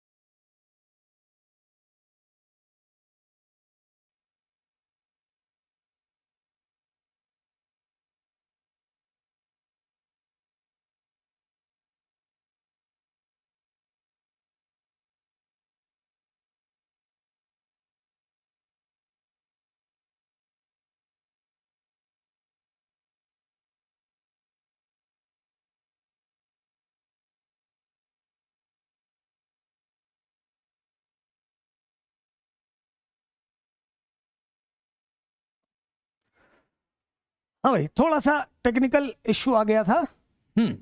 थोड़ा सा टेक्निकल इश्यू आ गया था, फिर से देख लो। हाँ, यहां तक किया अपन ने, ये इन सेंटर निकाला, यहां तक बात हो गई थी। 3 4 5 इन सेंटर निकाल रहे हैं, यहां से बात हो रही है ना, यहां से बात हो रही है। इन सेंटर क्या निकाला आपने इन सेंटर क्या निकाला, a इंटू, अब देखो मल्टीप्लाई करते जाओ, मतलब ये ओ ए बी ले रहे हैं अपन, ओ ए बी देखो 0 के साथ 5, 0 के साथ 5, 4 के साथ 0, भाई अब सामने सामने कर रहे हैं, और 3 के साथ 4, और डिवाइडेड बाय 5 + 4 + 3। और दूसरा वाला देखो क्या है, सेकंड वाला देखो कितना है, y देखो, y 5 के साथ तो अभी भी 0 है ना, 4 के साथ 3 है, और 3 के साथ 0 है। फिर से नीचे कितना है, 5 + 4 + 3। तो देखो जरा क्या आया इन सेंटर, ये यहां 12 और ये भी 12, मतलब इन सेंटर बना बेटा 1,1। इन सेंटर क्या आया, 1,1। क्लियर है, क्लियर है, इन सेंटर क्या आया 1,1। अब ये देखो यहां पर 1,1, इधर ध्यान देना यार, अब इधर 1,1, तो बताओ ये 1,1 है, दोनों निर्देशांक अक्षों को स्पर्श कर रहा है। तो क्या मैं ये बोल सकता हूं क्या मैं ये बोल सकता हूं क्या कि ये इसकी दोनों तरफ से जो डिस्टेंस है वो 1 है, मतलब इसकी रेडियस भी 1 है। तो सेंटर आ गया 1 1, रेडियस हो गई 1, तो वृत्त का समीकरण निकाला जा सकता है। वृत्त का समीकरण देखो दोनों अक्षों को टच कर रहा है, 1,1 है। अब शायद चालू हो गई है, 1, सरकम सेंटर नहीं है, इन सेंटर है। क्या है ये, इन सेंटर है बेटा, इन सेंटर, अंदर है सर्कल। ये 1 1 आया है, दोनों निर्देशांकों को टच कर रहा है, मतलब इधर भी 1 और ये भी 1, तो रेडियस भी 1। तो वृत्त का समीकरण x - 1 का स्क्वायर y - 1 स्क्वायर बराबर 1 स्क्वायर क्या हो जाएगा, सीधे भी बताया है, पूरा भी कर रहा हूं, होल स्क्वायर करना आना चाहिए। ये आपका वृत्त का समीकरण बनेगा, ये आपका वृत्त का समीकरण। वेरी गुड, मैक्सिमम बच्चे ये समझ में नहीं, इन सेंटर निकालना समझ में आया कि नहीं आया आपको, इन सेंटर निकालना समझ में आया कि नहीं आया आपको, साइड समझ में आई। ये सेंटर निकाला 1 1 1 1, और देखो दोनों निर्देशांक अक्षों को स्पर्श कर रहा है, ये 1 1 है, तो इधर से भी 1 और 1, मतलब रेडियस हो गई 1, रेडियस हो गई 1, सेंटर 1 1, इक्वेशन निकल गई, इक्वेशन निकल गई, है ना। फिर आगे देखो, ये देखो क्वेश्चन, इसमें एडवांस में क्वेश्चन आया था, और इसमें एक कंसेप्ट जो मैंने आपको पहले बताया है वो कंसेप्ट बच्चे मिस कर जाते हैं, भूल जाते हैं, इसलिए उस कंसेप्ट पर क्वेश्चन पूछ लिया जाता है, और वो कंसेप्ट आपका क्लियर कर सकूं इसलिए मैंने ये वाला क्वेश्चन लिया है, वो कंसेप्ट आपका क्लियर हो सके इसलिए मैंने ये आपको कंसेप्ट, ये वाला क्वेश्चन लिया है। ध्यान से देखो, बड़ा स्पेशल क्वेश्चन है, विशेष क्वेश्चन है ना, स्पेशल क्वेश्चन है, ध्यान से देखना है, ध्यान से देखना है। क्या है जरा एक छोटी सी बात मैं आपको याद दिला दूं, मैं आपको एक छोटी सी बात याद दिला दूं, है ना। चलो मैं आपको पहले वो ध्यान दिलाता हूं, याद दिलाता हूं, ध्यान से सुनो। ये मैंने आपको लिखवाया था, पर फिर से एक बार याद दिला दूं कि एक त्रिभुज है, एक त्रिभुज है, ध्यान से सुनो, ये एक त्रिभुज है, इसका एक लंब केंद्र है बेटा। क्या है, इसका एक लंब केंद्र है, ये ऐसा, इसका एक कहीं से भी बना दिया मैंने, ये लंब केंद्र है। ये वाला कौन सा है, ये क्या है, आपका लंब केंद्र है। अरे जहां लंब आपस में कटते हैं वो लंब केंद्र होता है ना। कंसेप्ट क्या सिखाया था मैंने, ध्यान से सुन लो, और बिल्कुल मतलब इस पर सीधे सीधे क्वेश्चन आ जाता है, इसलिए बोल रहा हूं यार, इसलिए बोल रहा हूं, इस पे सीधे सीधे क्वेश्चन आ जाता है। देखो जरा, ये है ना। अब ऐसे में क्या होगा, ऐसे में क्या होगा, हर एक लंब केंद्र का, ध्यान से सुनो, लंब केंद्र का किसी भी भुजा में जो प्रतिबिंब बनेगा, याद हो तो आपको, याद हो जिसको याद है, किसको याद है देखें जरा, इसका जो प्रतिबिंब बनेगा एच का वो जस्ट सरकमफरेंस पे होगा। लंब केंद्र का भुजा में प्रतिबिंब परिवृत्त पर होता है। इसका मैं इधर प्रतिबिंब बनाऊंगा तो ये भी इसका प्रतिबिंब बनेगा, ये भी आएगा प्रतिबिंब, मतलब जितना अंदर है उतना। इधर भी मैं प्रतिबिंब बनाऊंगा तो जितना यहां है उतना यहां पर आएगा। मतलब लंब केंद्र का किसी भी भुजा में प्रतिबिंब परिकेंद्र पर मिलता, परिवृत्त पर मिलता है, परिवृत्त पर मिलता है। ये एक इंपॉर्टेंट कंसेप्ट है जो बच्चे भूल जाते हैं, जो भूल जाते हैं। किसी भी लंब केंद्र का भुजा में प्रतिबिंब कहां मिलता है? परिकेंद्र पर मिलता है। जरा क्वेश्चन देखना आप, क्वेश्चन देखना आप। यदि ये बात यदि याद आ गई तो फिर एडवांस कुछ नहीं, सिंपल सा क्वेश्चन हो जाता है ना। देखो जरा, दो भुजाएं हैं त्रिभुज की, एक तो है एक्स अक्ष, ये एक एक्स अक्ष, और दूसरा है एक्स प्लस वाई प्लस 1 बराबर 0। में कैसा भी बना देता हूं, ये दूसरा ये रहा एक्स प्लस वाई प्लस 1 बराबर 0। ये एक लाइन है क्या? एक लाइन है x प्लस वाई प्लस 1 बराबर 0, और ये x अक्ष मतलब y बराबर 0। ये x अक्ष मतलब क्या होता है? y बराबर 0। ये दो लाइन है, ये दो लाइन है। अच्छा, दोनों लाइन कहां कटेगी जरा निकाल सकते हैं क्या अपन? तो x प्लस 1 बराबर 0, क्योंकि y 0 है तो x माइनस 1 है। तो सबसे पहले तो ये पॉइंट मेरे पास आ गया -1, 0। दो लाइन, दो लाइन। हाँ, फिफ्थ इंपॉर्टेंट पॉइंट में वो फिफ्थ पॉइंट था, बराबर बताया है, पर अब बच्चे को याद है नहीं है, इसलिए मैंने वापस से लिख दिया। हाँ देखो जरा, क्या है? दो लाइन है, दो लाइन है, कहें एक एक्स अक्ष, एक भुजा है एक्स अक्ष, और एक भुजा है एक्स प्लस वाई प्लस 1। ये दोनों लाइन बना दी मैंने कैसे भी रैंडम। और ये कितना है? y बराबर 0 रखा तो सॉल्व भी कर लिया, तो एक पॉइंट आ गया मेरा -1, 0। अब त्रिभुज का लंब केंद्र दिया है 1, 1। त्रिभुज का लंब केंद्र दिया है 1, 1। मैं एक रैंडम कहीं भी बना लेता हूं, रफ डायग्राम में गौर मत करना। ये मैंने बना दिया 1, 1। ये इसका आर्थो सेंटर है। क्या है इसका? ये आर्थो सेंटर है। तो त्रिभुज के शीर्षों से जाने वाला वृत्त मतलब परिवृत्त, मैं ये देखो ये वृत्त बनाता हूं, ये वृत्त बनाता हूं।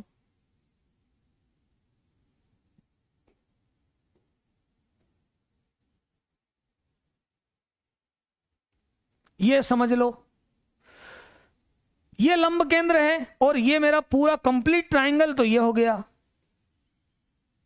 ये कंप्लीट ट्राइंगल। इस ट्राइंगल का लंब केंद्र 1, 1, और ये वाला जो एक पॉइंट है वो कितना है? -1, 0।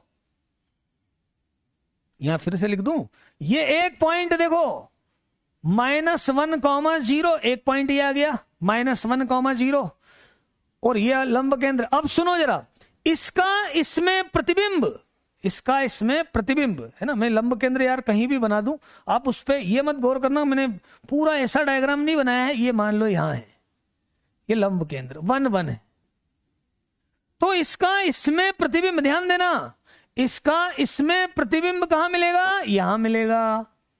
और इसका इसमें प्रतिबिंब कहां मिलेगा? ये भी यहां मिलेगा। ये इसका एक प्रतिबिंब यहां आएगा और एक प्रतिबिंब यहां आएगा। तो बताओ, इसका इसमें यदि मैं प्रतिबिंब निकालता हूं, ये एक शख्स है, तो एक शख्स में प्रतिबिंब कितना हो जाएगा? एक शख्स में प्रतिबिंब कितना हो जाएगा? 1, -1, 1, -1। तो दो पॉइंट आ गए, एक -1, 0 और एक 1, -1।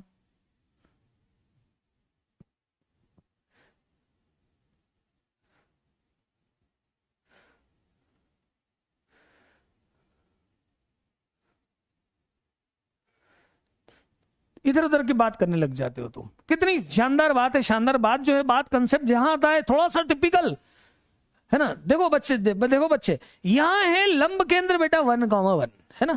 ये दो लाइन है, दो लाइन है, तो इन दो लाइन को सॉल्व करके एक पॉइंट मैंने -1, 0 लिया।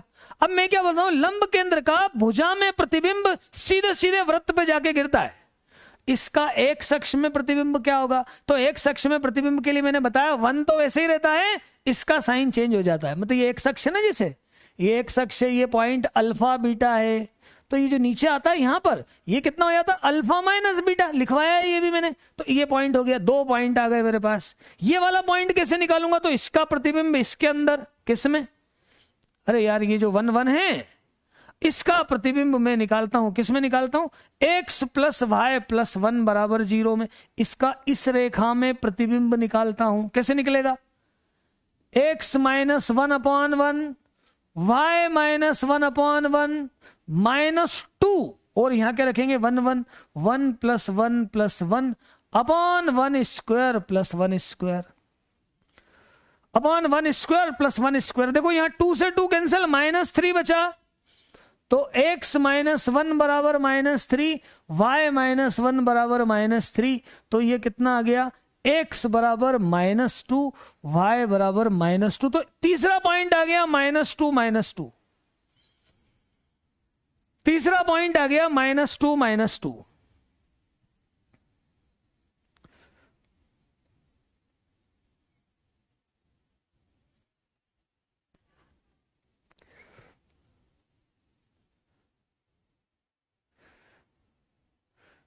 हाँ बीच बीच में कुछ बच्चे, चलो समझ में आ रही है बात, समझ में आ रही है। देखो मैंने 3 पॉइंट निकाल लिए यार, तुम सिंपल सी बात बता रहा हूं। दो साइड दे रखी थी ना, 2 साइड दे रखी थी ना, उसको सॉल्व करके तो 1 पॉइंट आ गया। फिर है ना उनने बड़ा गजब का काम किया, लंब केंद्र दे दिया। तो लंब केंद्र का मैंने दोनों भुजाओं में प्रतिबिंब निकाला और 2 पॉइंट और बन गए, 2 पॉइंट और मिल गए, 2 पॉइंट और मिल गए, 1 माइनस 1। अब जब 3 पॉइंट आ जाते हैं तो समीकरण निकाल सकते हैं कि नहीं? है ना? फिर से अच्छे से क्लियर कर लो, अच्छे से क्लियर कर लो, अच्छे से क्लियर कर लो। डायग्राम बोले फिर से बना लो, फिर पूरा डायग्राम बना हुआ है। एक x अक्ष है और एक x प्लस वाई प्लस 1 बराबर 0 है। ये दोनों के लिए इससे एक सर्कल जा रहा है। एक पॉइंट तो इन दोनों को सॉल्व किया मैंने, x अक्ष मतलब y बराबर 0 से ये पॉइंट आया। अब देखो स्पेशल बात क्या है, लंब केंद्र दिया है। ये क्यों, ये बात समझो ना यार, बस एक ही तो नई बात समझाई है मैंने इसमें। क्या? जब लंब केंद्र दे दे तो उसका भुजा में प्रतिबिंब निकालो। जैसे मैंने ये एक अक्ष में प्रतिबिंब निकाला 1 माइनस 1, तो ये पॉइंट आया कहां पे? वृत्त पे। और ऐसा ही इसमें प्रतिबिंब निकाला। ये प्रतिबिंब निकालने का फॉर्मूला मैंने कम से कम 10 बार बताया। ये प्रतिबिंब यहां निकाला, 3 बिंदु हमारे पास आ गए, वृत्त का समीकरण निकाल सकते हैं। अब पॉइंट सेटिस्फाई करवा दो भले ही, या पूरा इक्वेशन सॉल्व करो, कुछ भी करो। अब पॉइंट देखो इतने में ही हो जाता है यार। ये पॉइंट सेटिस्फाई करवा के देख लो कौन सा सेटिस्फाई कर रहा है इसको। जो सेटिस्फाई करे वो आंसर, जो सेटिस्फाई करे वो ही आंसर। जैसे मेरे हिसाब से शायद देखो ये वाला पॉइंट यदि मैं लेता हूं, ये वाला पॉइंट यदि मैं लेता हूं, तो यही एक, केवल यही सेटिस्फाई कर रहा है, तो यही आंसर। अब भले ही मत निकालो, अब वो 3 पॉइंट से सॉल्व करके मत निकालो, पॉइंट सेटिस्फाई करके देख लो, पॉइंट सेटिस्फाई करके देख लो।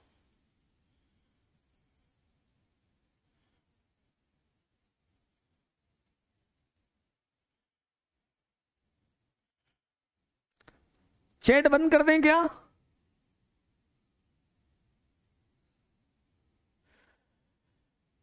ये इसका आंसर है। ये कंसेप्ट समझाने के लिए क्वेश्चन दिया था मैंने, तुम क्या समझते हो देखो, पर मैंने सारे कंसेप्ट समझाने के लिए क्वेश्चन दिया था। आगे बढ़े।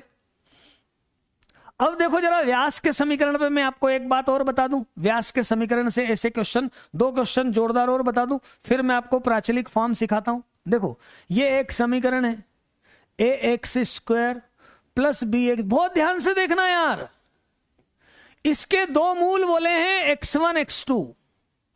देखो जरा, यदि एक इक्वेशन है a x square plus b x plus c और इसके मूल अल्फा बीटा हैं यदि, तो इसको मैंने क्या लिखना सिखाया है? पहले तो लीडिंग कोएफिशिएंट ए लिख दो और x minus alpha x minus beta, क्योंकि इनको मल्टीप्लाई करके ही तो ये आता है।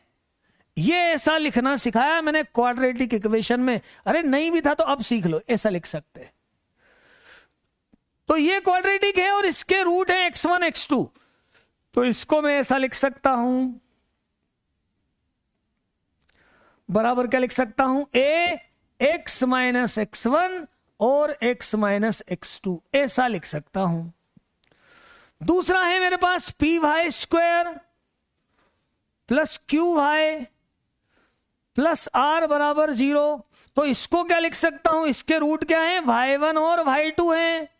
तो इसको क्या लिख सकता हूं, p y square plus q y plus r बराबर p, यहां लिख लो y माइनस y1 और y माइनस y2, ऐसा लिख सकते हैं फैक्टराइजेशन मेथड से। ये वाला क्वेश्चन नहीं करवाया था बेटा मैंने, सिंपल दिया था, यहां पर a साथ में आया है। अब इस a का डिवाइड कर दो, तो ये क्या आया, x minus x one x minus x two बराबर क्या आ जाएगा, ये x square plus b upon a x plus c upon a, इतना आ जाएगा। और ऐसा ही y minus y one y minus y two, ये क्या आ जाएगा, p से डिवाइड करोगे तो y square plus q upon p y plus r upon p, ऐसा आ जाएगा। और वृत्त का समीकरण क्या होगा, वृत्त का समीकरण क्या होगा, तो वृत्त का समीकरण होगा x minus x one x minus x two plus y minus y one y minus y two बराबर 0। इसकी वैल्यू ये रख दो,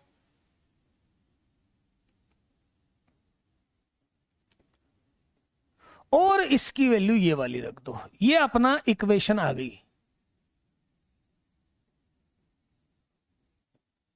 ये आंसर आया ऐसा, ठीक बात, बच्चों ने लिख भी दी है इक्वेशन पूरी।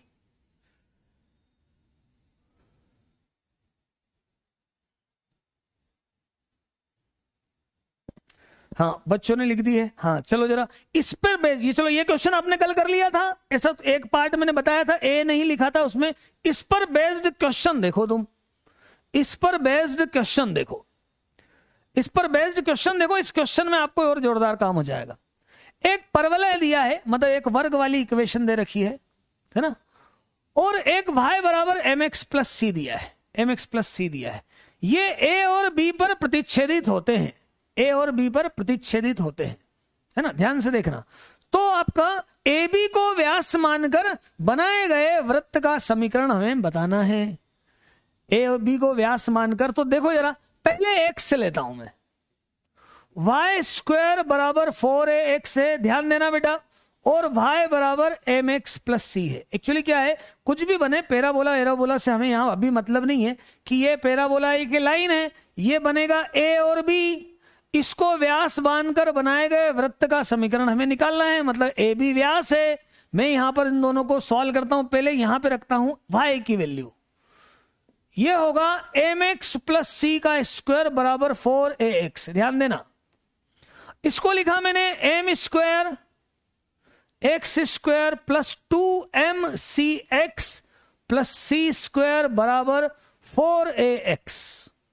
इसे लिखा मैंने x square m square x square plus twice m c minus 4ax plus c square बराबर 0, और एम स्क्वायर का डिवाइड किया तो ये आया 2mc minus 4a upon m square x और c square upon m square. कोई बताएगा ये क्या है, ये क्या है? मान लो a और b के कोऑर्डिनेट हैं, ध्यान से देखना, a का कोऑर्डिनेट है x1 y1 और b का कोऑर्डिनेट है x2 y2। तो ये क्या होगा, ये होगा x माइनस x1 और x माइनस x2। देख लो जरा बात, वही क्वाड्रेटिक बनी, वही वापस क्वाड्रेटिक बनी है, और क्वाड्रेटिक के factor x minus x1 x minus x2, ये इसकी वैल्यू आ गई। x माइनस x1 और x माइनस x2 की वैल्यू निकाल दी अपन ने, यहां किसकी वैल्यू निकल गई है, x माइनस x1 और x माइनस x2 की। अच्छा दूसरी वाली निकालो तो जरा, अब इसके आगे y माइनस y1 और y माइनस y2 की वैल्यू क्या आएगी, y का क्वाड्रेटिक बनाओ। कैसे बनाओ, y स्क्वायर बराबर 4a और x की वैल्यू रखो यहां, y minus c upon M, है ना, x की वैल्यू y बराबर एम एक्स प्लस सी है ना, एम एक्स प्लस सी, तो x क्या आएगा y minus c upon M.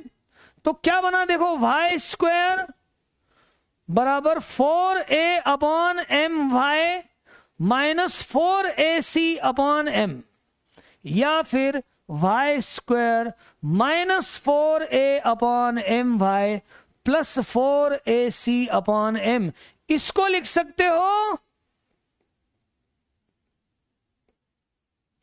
और दोनों को जोड़ दो, इक्वेशन बन जाएगी। दोनों को जोड़ दो, इक्वेशन बन जाएगी। ध्यान से सुन लो एक बार फिर से, बाद में मत बोलना, ध्यान से सुन लो। आ गए, आईआईटी में सिलेक्शन होने वाले हैं आपके पक्के। कुछ बच्चों के मतलब जो स्पैमिंग करते हैं उनका तो पक्का है ना, उनका तो पक्का है। पढ़ने वाले बच्चे वो अपन तो देख ही लेंगे, अपन लोग तो कर ही रहे हैं, है ना। देखो जरा, मैंने x की क्वाड्रेटिक बनाई और मैंने y की क्वाड्रेटिक बनाई, और मैं ये बोल रहा हूं जब अपन a और b सॉल्व करते हैं, जब x की क्वाड्रेटिक बनाएंगे तो ab का x1 x2 आएगा, जब y की क्वाड्रेटिक बनाएंगे तो y1 y2 आएगा।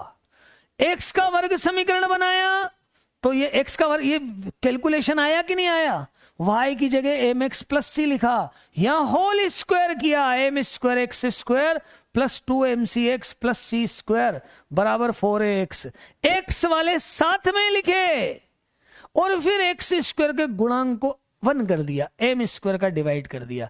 ऐसा पार्ट क्या बनता है, x minus x1 x minus x2। और फिर y की क्वाड्रेटिक बनाई, y की क्वाड्रेटिक बनाई तो फिर ये जो बना, क्या बना, y minus y1 y minus y2। समीकरण क्या हो गया, समीकरण क्या हुआ बेटा, समीकरण क्या हुआ, कितना शानदार चीजें हैं यार, तुम क्या करते हो, है ना। समीकरण क्या हुआ, x minus x1 x minus x2 plus y minus y1 y minus y2 बराबर 0। मतलब इसको भी लिख दो और इसको भी लिख दो, इन दोनों को जोड़ के लिख दो।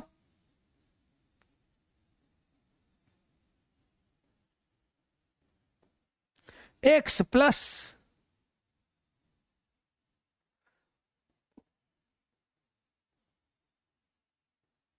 4ac अपॉन एम, ये हो गई भाई, ये हो गया वृत्त का समीकरण। दोनों को ऐड कर दो बस, दोनों को ऐड कर दो बस। सोनू भाई तुम समझे नहीं, जब क्वाड्रेटिक होती है, मेरी बात ध्यान से सुनो, ये मैंने अभी यहां लिखवाया था, जब ये क्वाड्रेटिक होती है, इसके रूट अल्फा बीटा होते हैं, तो उसे ऐसा लिखा जा सकता है। अब मैं क्या बोल रहा हूं, जब हम x को यहां सॉल्व करेंगे, जब बेटा इसको हम सॉल्व करेंगे तो x के 2 रिजल्ट आएंगे, इसको सॉल्व करेंगे 0 करके तो x के 2 रिजल्ट आएंगे। वो 2 रिजल्ट को मैं बोल रहा हूं x1 और x2, एक a का आएगा और एक b का आएगा। तो इसको मैं लिख सकता हूं x minus x1 x minus x2। जब मैं y से सॉल्व करूंगा तो y के 2 रिजल्ट आएंगे, y के 2 रिजल्ट आएंगे, एक इसका और एक इसका, a b पॉइंट निकलेंगे तो y1 और y2। तो इसे मैं ऐसा लिख सकता हूं, और दोनों व्यास हैं ये, चूंकि क्या दे रखा है, व्यास है, तो व्यास का समीकरण होता है ये वाला। तो बस जोड़ के लिख दिया, ऐसा किया, जोड़ के लिख दिया। मत लिखो पर आप समझ तो गए, समझ तो गए। हाँ, सिलेक्शन देखेंगे यार, तुम लोग मेरी बात ही नहीं समझ पाओगे तो सिलेक्शन कैसे। देखो, वृत्त का प्राचलिक समीकरण, प्राचल बड़ा इंपॉर्टेंट पार्ट है। क्या होता है, जब 2 वेरिएबल्स की इक्वेशन हो ना, उनको सेपरेट सेपरेट किसी तीसरे वेरिएबल में अपन किसी तरह से जुगाड़ के लिख ले, तो उसको बोलते हैं वो एक प्राचल के फॉर्म में लिखा गया। एग्जाम्पल देखो, एग्जाम्पल देखो है, एग्जाम्पल सबके प्राचल होते हैं। 2 एक्स वाई वाले जितने समीकरण बनते हैं ना, सबके प्राचल होते हैं। प्राचल मतलब एक ऐसा वेरिएबल जिसके फॉर्म में हम बाकी दोनों को लिख सके। देखना, जैसे ये एक वृत्त है, एक छोटा सा पहले वृत्त लेता हूं मैं, एक वृत्त लेता हूं बेटा। पहला मैंने एक वृत्त लिया, ये वाला, कौन सा, x square plus y square बराबर आर स्क्वायर, ऐसा वृत्त लिया। इसमें दिख रहा है कि केंद्र मूल बिंदु है, त्रिज्या आर है। इसमें हम देख पा रहे हैं कि केंद्र तो मूल बिंदु है। बड़ी इंपॉर्टेंट चीज है और सरल चीज है यार, आसान चीज है। तो मैं ना हवा बना के रखते हो, पहले से ऐसा डिसाइड करके रखते हो, नहीं तो सब चीजें आसान है सीक्वेंस में, है ना।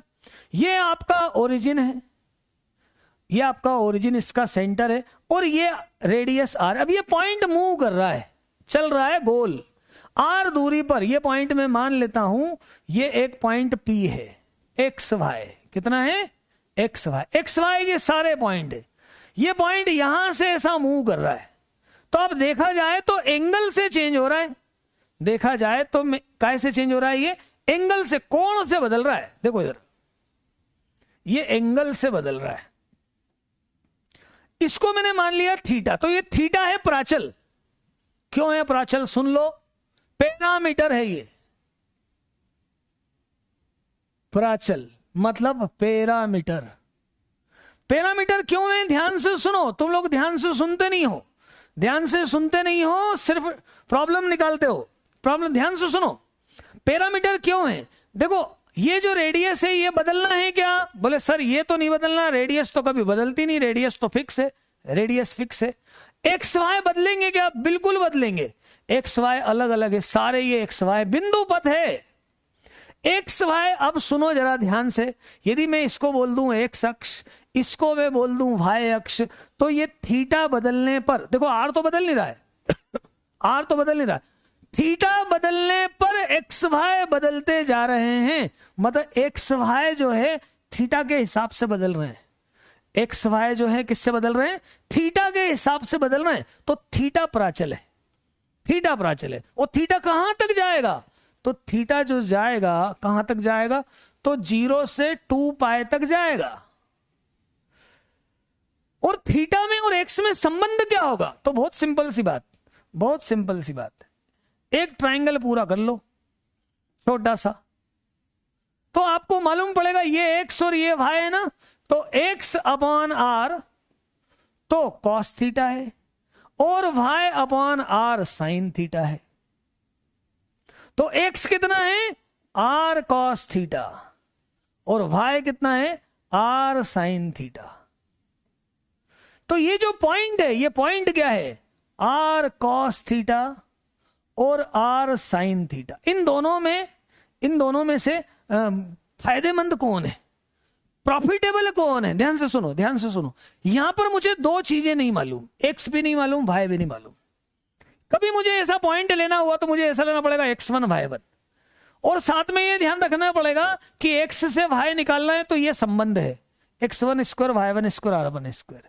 यहां पर सारी प्रॉब्लम खत्म हो गई, केवल एक ही वेरिएबल है, थीटा मालूम पड़ जाए तो दोनों मालूम पड़ जाएंगे, तो इसको लेके नहीं चलना पड़ेगा, यहीं से काम हो जाएगा।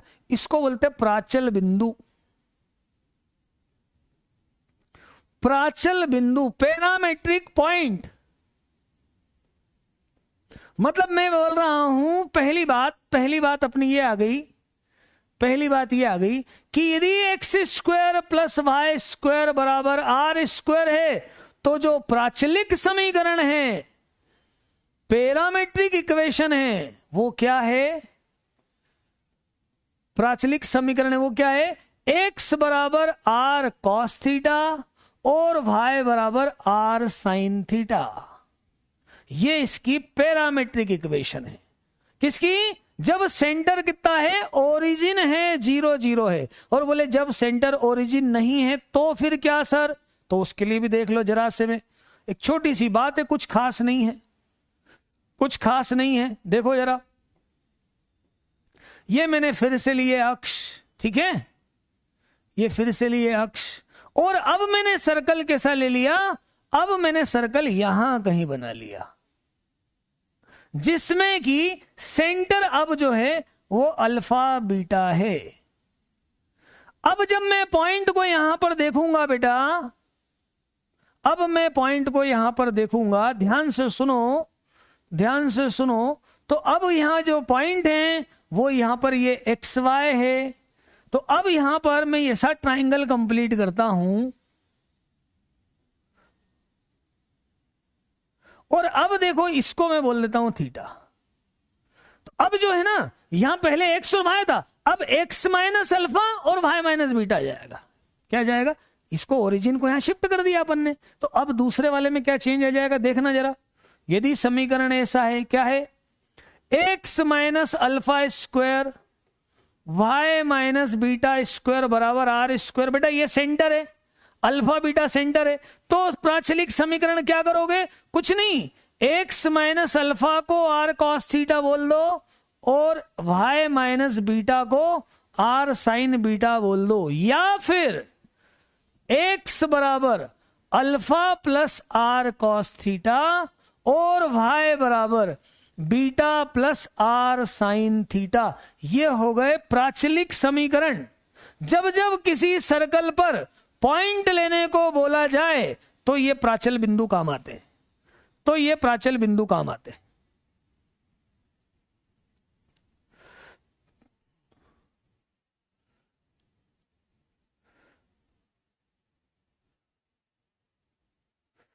अच्छा, आप बातचीत चलती रहती है ना?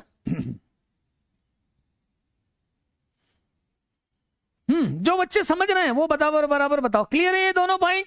प्राचल बिंदु ले पाएंगे? पवन चौधरी बोल रहे हैं रॉन्ग, पवन चौधरी ने बोल दिया रॉन्ग।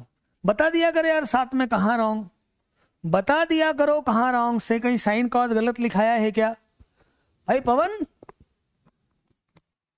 अरे अच्छा ये बीटा लिखा गया, अरे यार कोई बात हुई क्या? ये भी कोई बात हुई? इतना सा नहीं समझे क्या यार? सीधा लिखा रॉन्ग, मतलब आदमी घबरा जाएगा, आदमी सोचे क्या मालूम क्या है। ठीक है थीटा पवन भाई, थीटा। तो ये दोनों प्राचल बिंदु जब भी लिए जाएंगे प्राचल बिंदु। अच्छा ये बता सकते हो क्या इसका प्राचलिक समीकरण क्या होगा, इसका क्या होगा? ये मैं एक और लिख के बताऊं क्या? यहां पर देखो एक और लिख के बताता हूं, और सीधे सीधे कंसेप्ट से और सीधी सीधी बात है, कोई ज्यादा डिफिकल्टी वाली बात नहीं है ना? और आप मतलब 11th 12th क्लियर बच्चे हो, और आप क्या अभी आईआईटी के लिए ड्रॉप ले रखा है आपने? भाई बेच का बेस यही है ना, बेच का बेस तो यही है ना कि आप आईआईटी की तैयारी कर रहे हो। हाँ हाँ एच अल्फा बीटा एच के में कुछ नहीं, वो तो नाम है, नाम कुछ भी रख दिया, तुम्हारा सलोनी रख दिया, कुछ और रख देते है ना, अल्फा बीटा लो कुछ भी लो। हाँ इसका क्या होगा, इसका देखो x बराबर, इसमें अल्फा क्या आएगा तो माइनस जी, प्लस रेडियस क्या आएगी तो यह आ जाएगी g square plus f square minus c cos theta, ऐसा लिख दो भाई, रेडियस यही होगी ना, और y बराबर माइनस एफ, और क्या लिख दो g square plus f square minus c sine theta, ये लिख दो। अब इस पे ये क्वेश्चन कर लो, यदि वृत्त पर कोई बिंदु है P, ये इस टाइप के क्वेश्चन आते हैं, तो P प्लस Q के पूर्णांक मान बताना है, इस टाइप के क्वेश्चन आते हैं, इस टाइप के क्वेश्चन आते हैं। बेटा ये जो बीच बीच में बच्चे बोल देते हो ना कि आप अच्छा पढ़ाते हो, तो बड़ा थोड़ा सा अच्छा लगता है।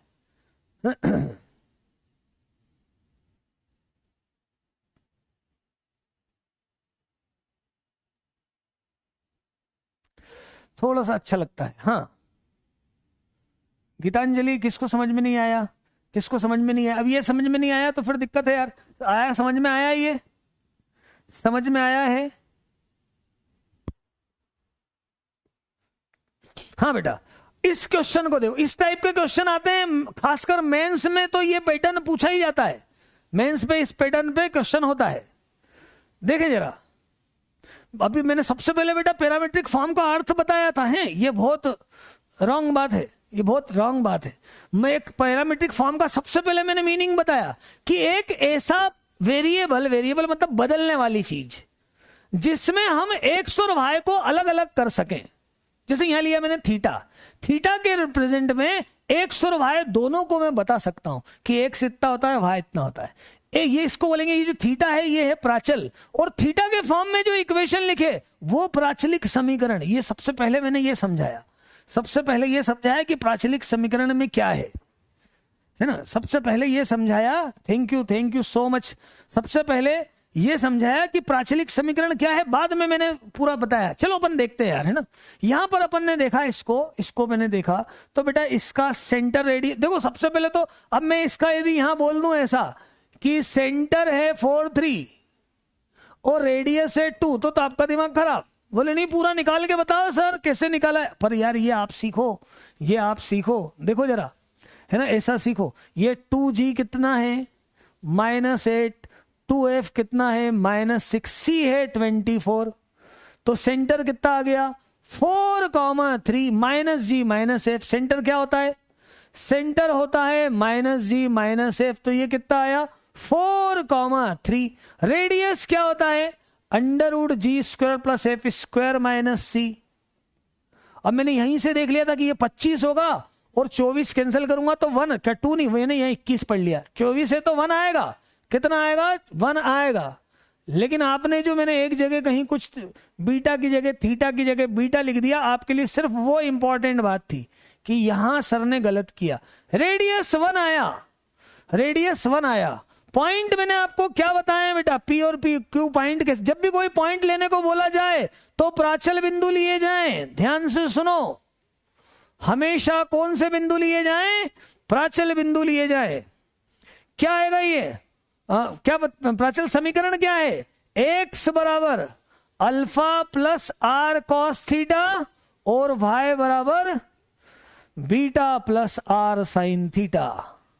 तो यहां प्राचल क्या p और q है, तो p कितना है, p कितना है 4 + 1 cos थीटा 1 है, और q कितना ले लिया मैंने 3 + 1 sin थीटा, ये पी क्यू ले लिए। जब भी कोई बिंदु लेने की बात हो,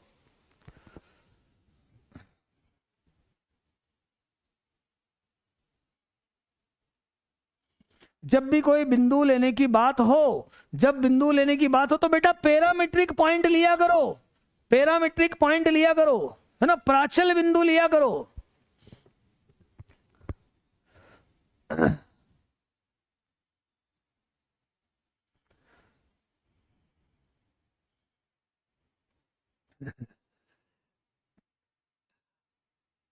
अरे यार मैं थोड़ा सा सीरियस आपको दिखता हूं, पर एक्चुअली क्या है कि मैं सोचता हूँ ऐसा कुछ कमी नहीं रह जाए, मतलब ज्यादा से ज्यादा पढ़ा दूं, है ना, नहीं तो बातचीत तो मेरे पास इतनी है, मतलब बातचीत की मैं अलग से क्लास लेता हूँ मोटिवेशनल, पर यहां पर मैं सोचता हूँ आपका ज्यादा से ज्यादा वर्क हो जाए।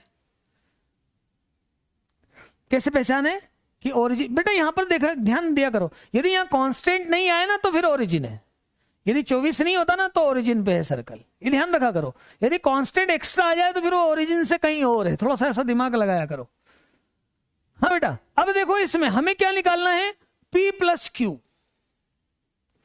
तो P + Q तो हो रहा है 4 + cos थीटा और 3 + sin थीटा,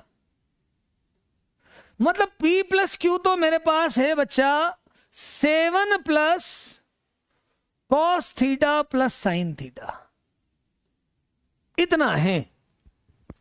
अब मुझे बोला है, अच्छा मॉड भी ले लूं तो कोई दिक्कत नहीं, मॉड ले लूं तो भी यही, क्योंकि ये तो 1 से ज्यादा हो नहीं सकते, मतलब इतना ही होगा पक्का। अरे यार मॉड भी ले लूं तो नेगेटिव तो होगा ही नहीं ना, ये भाई cos 1 से -1 से नीचे तो नहीं गिरेगा, साइन भी -1 से नीचे तो नहीं गिरेगा, मतलब पॉजिटिव ही रहेगा। तो मॉड होता या केवल P + Q होता तो भी यही बात होती, अच्छी बात है। अब ये नहीं पूछा, ये तो P + Q का मान आया, पूछा ये नहीं, पूछा क्या पूर्णांक मानों की संख्या। तो बेटा ध्यान से देखो, ध्यान से देखो, यहां पर फिर वही बात जो बार बार मैं अप्लाई करता हूं, वही बात फिर से लगने जा रही है। क्या बात लगने जा रही है कि cos थीटा + sin थीटा कितना होता है, कितना होता है, कितना होता है, तो बेटा -√2 से √2 होता है। ये समझ में आया कि नहीं आया, √a² + b², √a² + b², alpha beta, ये जो सेंटर है ये अल्फा बीटा है बेटा, जो से बेटा जी जो सेंटर होते हैं ना वो अल्फा बीटा है, सेंटर अल्फा बीटा है और रेडियस r है, सेंटर में मिला 4 3 कितना आया, cos थीटा + sin थीटा कितना होता है -√2 से +√2, मतलब ये कितना हो जाएगा, ये -1.4 समथिंग से 1.4 समथिंग तक। यदि मैं इसमें 7 ऐड करता हूं तो P + Q कितना आ रहा है, P + Q कितना आ रहा है, तो P + Q आ रहा है, कहां से कहां तक आएगा, देखो -1.4 करोगे इसमें से तो कितना आएगा बेटा, अरे -1.4 करोगे तो कितना आएगा, कितना आ जाएगा -1.4 करोगे, जल्दी से बताओ, मैं बताऊं 5.6 आएगा क्या, लगभग 5.6 के लगभग आएगा, 5.6 है ना, 5.6 से इसमें 1.4 ऐड करो तो 8.4 तक जाएगा। तो बताना जरा इन दोनों के बीच में पूर्णांक मान कितने हैं, अरे इनके बीच में पूर्णांक मान कितने हैं, देखो ये 5, ये 5.6 और ये 6, 7, 8 और ये 9 और ये 8.4। तो बीच में पूर्णांक मान कौन कौन से हैं, बीच में पूर्णांक मान कौन कौन से, देखो जरा 6 है, 7 है और 8 है। तो P प्लस PQ के पूर्णांक मान कौन कौन से हो गए, तो 6, 7 और 8। संख्या कितनी आ गई, 3, संख्या कितनी आ गई, 3। तो 3 पूर्णांक मान होंगे बीच में, 3 पूर्णांक मान होंगे, 6, 7, 8। वेरी गुड, वेरी गुड, समझ में आया आपको, है ना। अब ये बार बार यार ये कभी आए ना तो ये चीज बिल्कुल परफेक्ट हो जाना चाहिए ऐसा जब भी आए, अरे मतलब ये जब भी आए क्या, A cos theta plus B sin theta. यार अब मैथ्स इंप्रूव होना चाहिए आपका, इतने दिन से पढ़ रहे हो, क्या केवल मजाक ही करते रहोगे। √A² प्लस B², ये रेंज, ये बार बार जब जब आए आपको सीधे क्लिक होना चाहिए, जब जब आए आपको क्लिक होना चाहिए। चलो ठीक है, आगे बढ़े। अब देखो वृत्त द्वारा अक्षों पर काटे गए अंतखंड, बहुत ध्यान से देखना, बहुत आसान बात भी है, सिंपल बात भी है। आर्यन मैंने कितनी बार पढ़ाया है बेटा ये वाली बात, कितनी बार, मतलब कम से कम 50 बार। A cos theta plus B sin theta ये होता, देख यहाँ पे 1 1 है, यहाँ 1 1 है, तो 1 1 का क्या होगा, √1² प्लस 1², ये √2, यहां से लिखा -√2 से √2, यहां से लिखा -√2 से √2। चलो बड़ी जोरदार चीज, शानदार चीज है ना। इसको मैं मेरे हिसाब से बताऊंगा, अपने हिसाब से बताऊंगा, सब लोग अपने अपने हिसाब से बताते हैं, मेरा अपना वो है कंसेप्ट। देखना बेटा, ये एक सर्कल है, ये एक सर्कल है ना। हम ये निकालना चाह रहे हैं क्या, कि ये x अक्ष पे कटेगा तो कितना कटेगा, है ना, और y अक्ष पे काटेगा तो कितना काटेगा, मतलब अंतःखंड बोलूंगा उसको मैं। मान लो काटता है तो कितना काटता है, ऐसा है ना। इसको मैं क्या बोल रहा हूं, देखना जरा, इसको मैं क्या बोल रहा हूं, ये तो सेंटर। इक्वेशन मैंने लिख दी x² plus y² 2gx plus 2fy plus c बराबर 0। ध्यान से समझना यार, ध्यान से समझना तो मजा आएगा। मुझे निकालना है एक तो ये अंतःखंड AB, और एक निकालना है मुझे CD। मतलब टारगेट क्या है हमारा, टारगेट क्या है, टारगेट है x अक्ष पर अंतःखंड,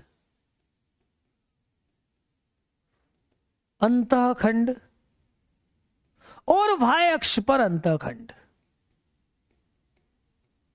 ये निकालना है बेटा मुझे। ये निकालना है x अक्ष का अंतःखंड और y अक्ष का अंतःखंड।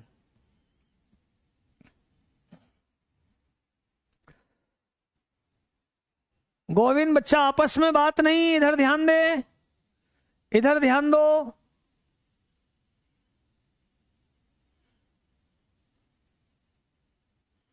चलो आगे देखो, यहां पर हमें अंतःखंड निकालना है ए बी और सी डी। एक निकाल के बताता हूं, ध्यान से सुनना यार, है ना, ध्यान से सुनना। अलग अलग तरीके से लोग बताते हैं इसको। अपन यहां पर क्या लिख लो, यहां पर बोले x बराबर 0 लिख लो, x बराबर 0 रख लो। ये क्या है, ये y बराबर 0 ना, ये x अक्ष है तो y बराबर 0 रख लो और इक्वेशन सॉल्व करो। और यहां बोले x बराबर 0 रख लो और इक्वेशन सॉल्व करो, पॉइंट निकाल लो।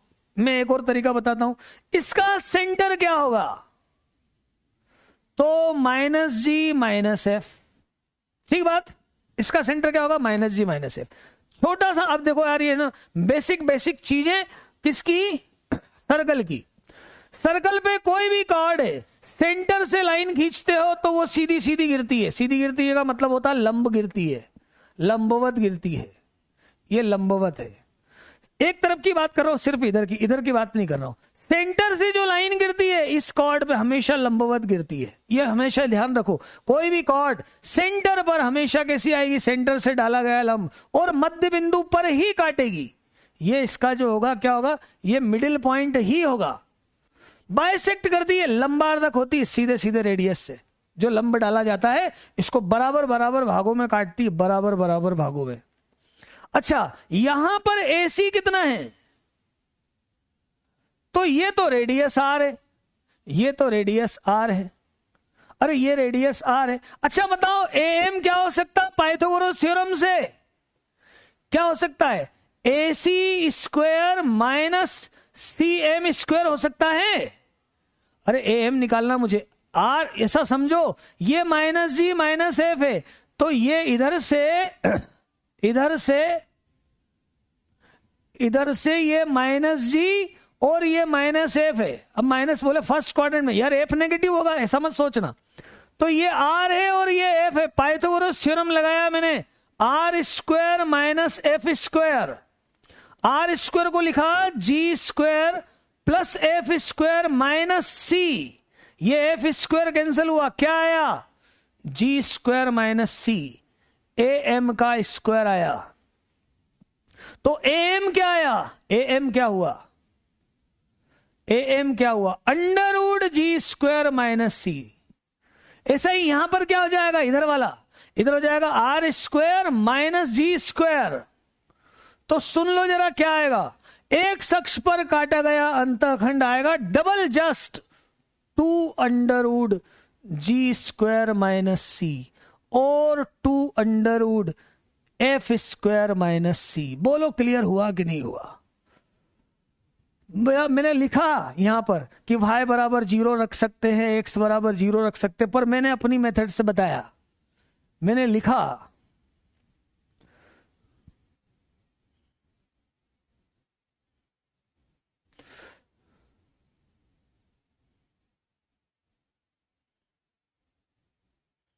बोलो बोलो बोलो।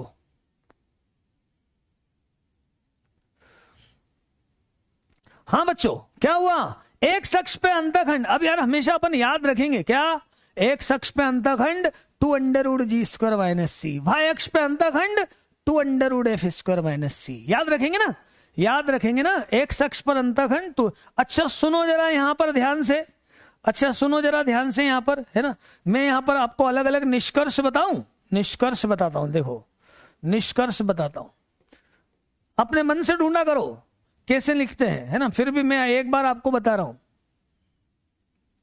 जरा देखो, यदि पहला निष्कर्ष, यदि G स्क्वायर माइनस C 0 से बड़ा है, मतलब G स्क्वायर C से बड़ा है, तो एक अक्ष पर अंतःखंड वास्तविक है, एक अक्ष पर काट रहा है भाई, कुछ ना कुछ आ रहा है, वास्तविक अंतःखंड मिलेगा ही मिलेगा, वास्तविक अंतःखंड हो जाएगा भैया।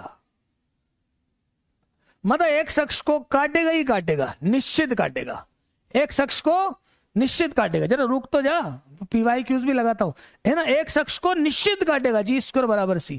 दूसरा G स्क्वायर माइनस C 0 हो जाए,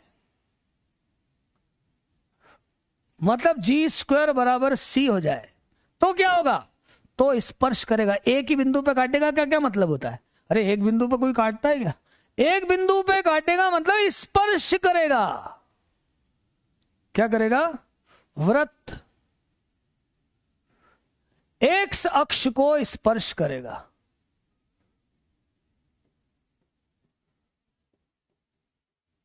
वृत्त एक्स अक्ष को स्पर्श करेगा, और यदि ऐसा हो जाए क्या, G square minus C negative आ जाए, तो अंतःखंड है ही नहीं। अब ऐसा कब होगा, ऐसा कब होगा, ऐसा तब होगा जब सर्कल एक अक्ष से दूर से निकल जाएगा, है ना, अंतःखंड बनेगा ही नहीं। मतलब कैसा हो जाएगा, ऐसा कुछ हो जाएगा कि ये एक अक्ष है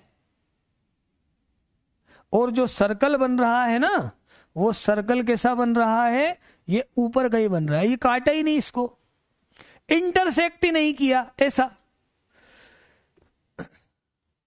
ऐसा समझ में आ गई बात आपको कि ये इंटरसेक्ट ही नहीं कर रहा है। इंटरसेक्ट कर रहा है तो ये ऐसा कैसी, वाई के लिए तुम देख लेना, वाई के लिए तुम देख लेना। मतलब जब जब एक्स अक्ष को स्पर्श करेगा तो जी स्क्वायर बराबर सी, और वाई अक्ष को स्पर्श करेगा तो एफ स्क्वायर बराबर सी।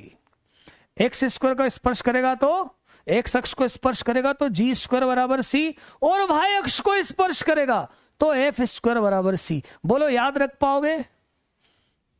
याद रख पाओगे? क्वेश्चन देख लो, क्वेश्चन देख, ये क्वेश्चन करना है इसको तुम, अब इस क्वेश्चन को तुम करना, आएगा बनेगा बराबर होमवर्क में। ये क्वेश्चन करके देखना है ना, ये 2 क्वेश्चन होमवर्क में अंतखंड वाले हैं, आसानी से आएंगे, इसलिए आप करना, है ना, इसलिए आप करना। हाँ ठीक है, मैक्सिमम बातें अपनी हो चुकी, मैक्सिमम बातें अपनी हो चुकी। कल मैं आपको स्पर्श रेखा चालू कर दूंगा। कल क्या चालू कर दूंगा? कल मैं आपको स्पर्श रेखा चालू कर दूंगा। ये रिपीट तो हो ही जाएगा, कल आते ही रिपीट तो हो ही जाएगा। 2 कहां से आया भाई साहब? भाई साहब डबल है, वो डबल है, ध्यान दे से देखो, ध्यान से देखो, ध्यान से देखो, कहां गया? ये रहा, ये देख बेटा, ये ए एम है, ए एम है यहां तक। मुझे ए बी देखना पूरा, मैंने नहीं बताया था क्या? ए बी बराबर 2 आया, इसलिए यार सॉरी मैं नहीं बता पाया, तो 2 आया है ना, डबल है इसलिए 2 आया, डबल है ना। तो कल क्या करेंगे बच्चों? ये 2 होमवर्क के क्वेश्चन दिए मैंने, है ना, कल बाकी बात करेंगे। आज अपन ने क्या क्या पढ़ा, है ना, वृत्त का समीकरण पढ़ा, वृत्त का समीकरण पढ़ा, प्राचलिक रूप देखा, खास चीज प्राचलिक समीकरण। ये आज वाला सब रिवाइज कर लेना यार, कल दिक्कत नहीं आए, है ना। और अंतखंड, इन तीनों बातों पे चर्चा करी अपन ने, इन तीनों बातों पे चर्चा करी। कल टेंजेंट पर बात करेंगे। हाँ कल वाला जो क्वेश्चन है वो मैं आपको सुबह वो बराबर बताऊं, थोड़ा सा करेक्शन करके उसमें, कल वो क्वेश्चन वो आपको मैं बताऊंगा आते ही थोड़ा सा 5-10 मिनट थोड़ा सा लोड दूंगा मैं, कठिन क्वेश्चन दूंगा, फिर अपने इस पे आ जाएंगे। ओके, थैंक यू बच्चों, थैंक यू बच्चों। तो समझ में आया है? वो करवाऊंगा अंकित, कल आते ही वो क्वेश्चन करवाऊंगा, है ना, बिल्कुल कुछ छोड़ूंगा नहीं मैं। सीधे सर्कल के साथ स्ट्रेट लाइन जरूर पढ़ना है। देखो सर्कल आसान तब लगेगा जब आपको स्ट्रेट लाइन के फॉर्मूले आते हो। पहले कठिन लगता है, नहीं तो मैं स्ट्रेट लाइन पढ़ाता ही नहीं। उसके फॉर्मूले जो रिवीजन लेक्चर है सिर्फ उतना कर लो, उतना कर लो रिवीजन में जितने फॉर्मूले बताएं, तो सर्कल से आपको समझ में सब आने लगेगा। और जब अभी 11th का आएगा, 12th का पोर्शन आएगा, तब तो बहुत सिंपल हो जाएगा, सब बहुत सरल हो जाएगा। Okay, thank you all, thank you so much. ऐसी अच्छे से पढ़ाई करो। जय हिंद।